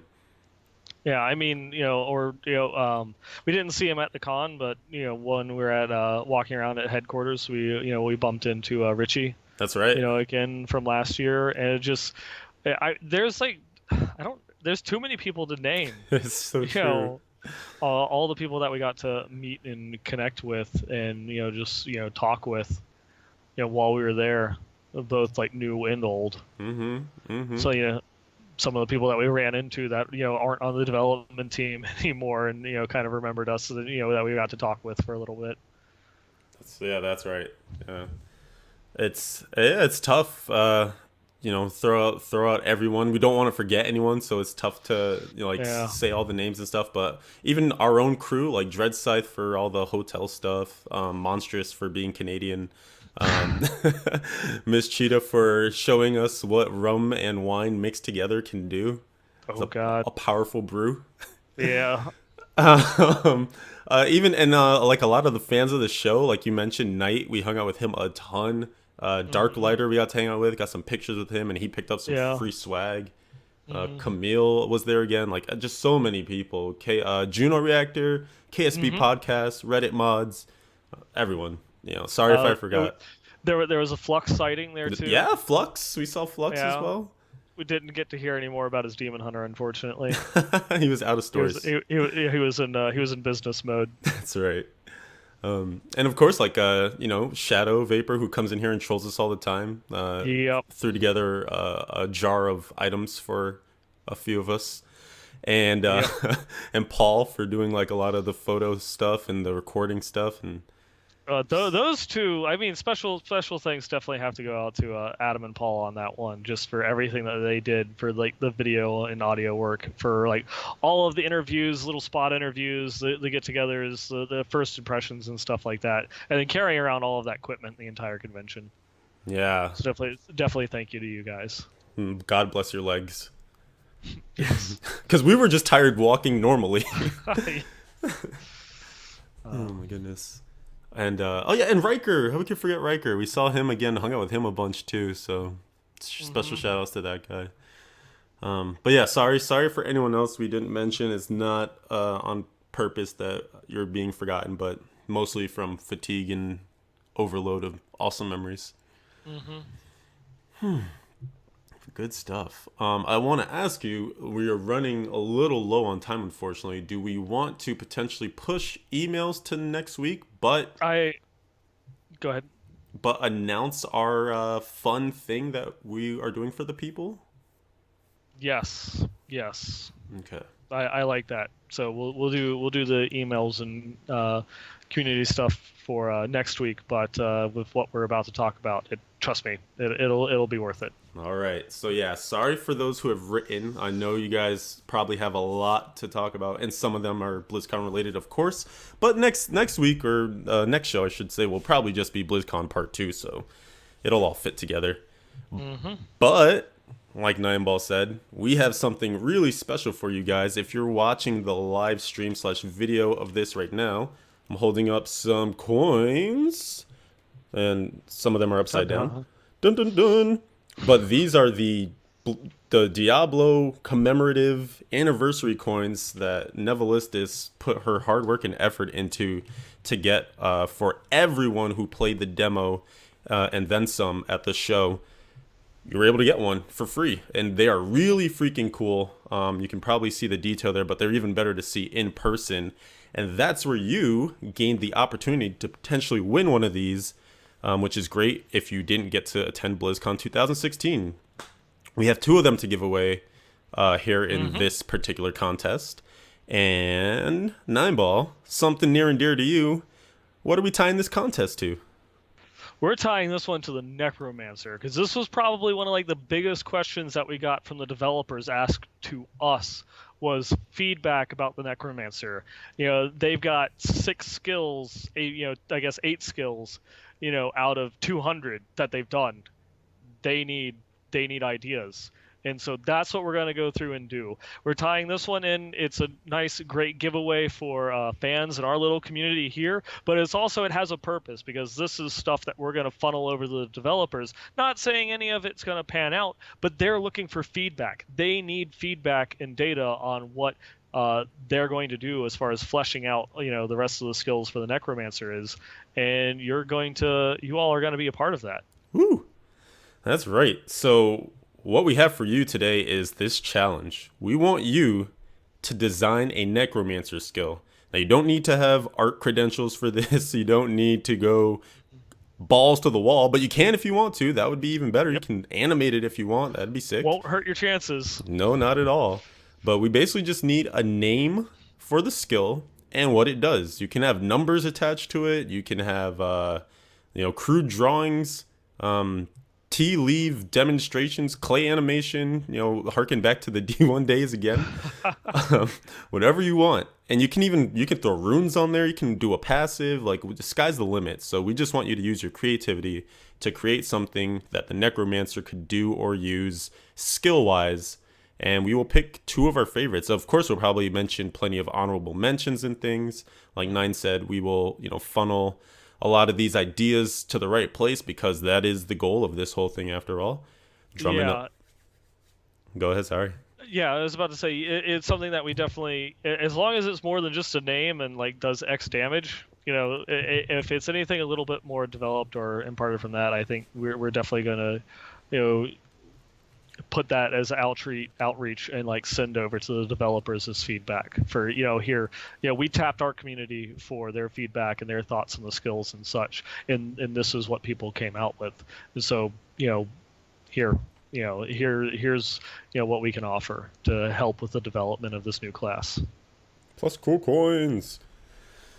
All right, so the timetable, right? You're wondering, how long do I have for this?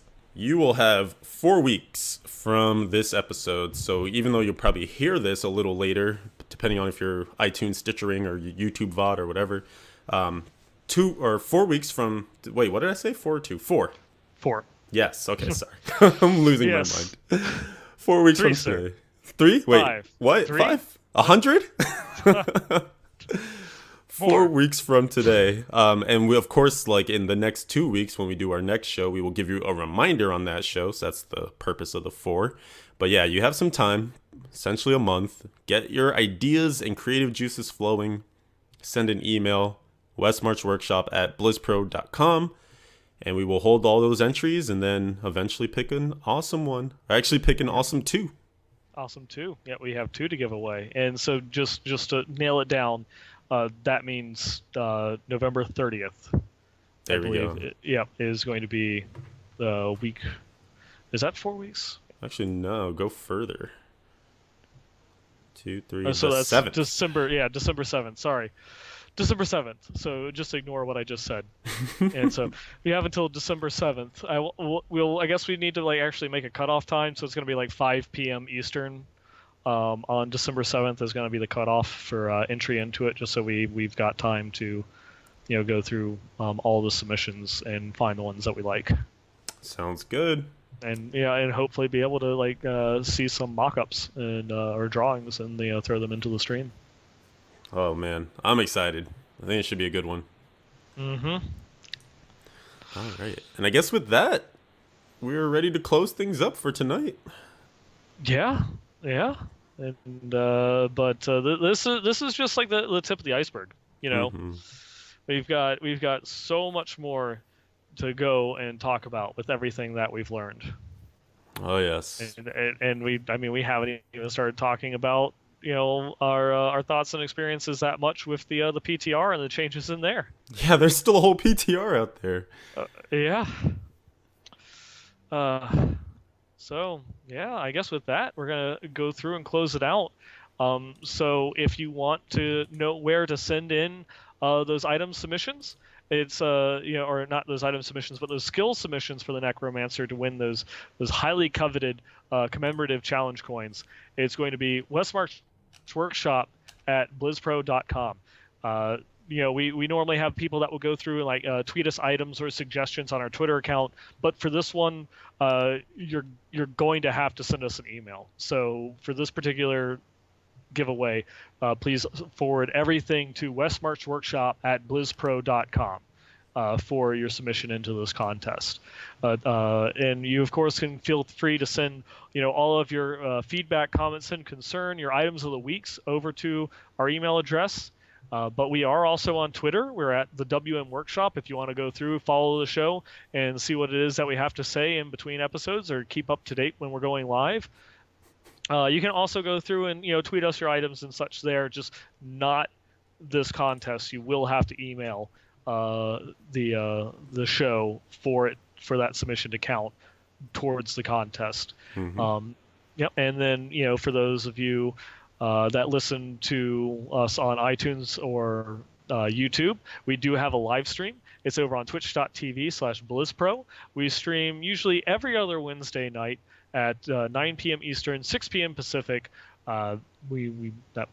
We have some stuff to talk about that in the future. You can also find most of the topics that we talked about here tonight on our website, diablo.blizzpro.com. You can also check that for other news and updates in between shows to find everything related in the Diablo community. We are also in-game. We're the BlizzPro clan. We've got lots of free spots. Season 8 hasn't been all that happening, so we've had to purge some people due to inactivity. But if you're still active, still playing, come in, drop us an invite, and come and join in on the fun. Get ready for Season 9 and all the fun that's going to entail. If you don't want to leave your current clan, you can always join us. We're the Westmarch Workshop community. You can go and do a search for us there, and you can also chat with us from time to time over on our Discord server, discord.gg/BlizzPro. And then you can also go and follow and chat with us individually. I'm at Neinball Gamer on Twitter, and you can find me at twitch.tv/Neinball to go through and check me out for live streams. And for Leviathan, you can find him at LeviathanD3, and his Twitch channel is twitch.tv/Leviathan111 to check out his streams. Yes, sir. Thank you. You're most welcome. And I guess that does it for tonight. Part 1 of the Back from BlizzCon blowout baby big time. Mm-hmm. It's it I still haven't landed. I'm still on cloud nine. Oh, really? What game do you play with them? Oh, Diablo 3. That's probably why you haven't heard of me. Wow, shots fired.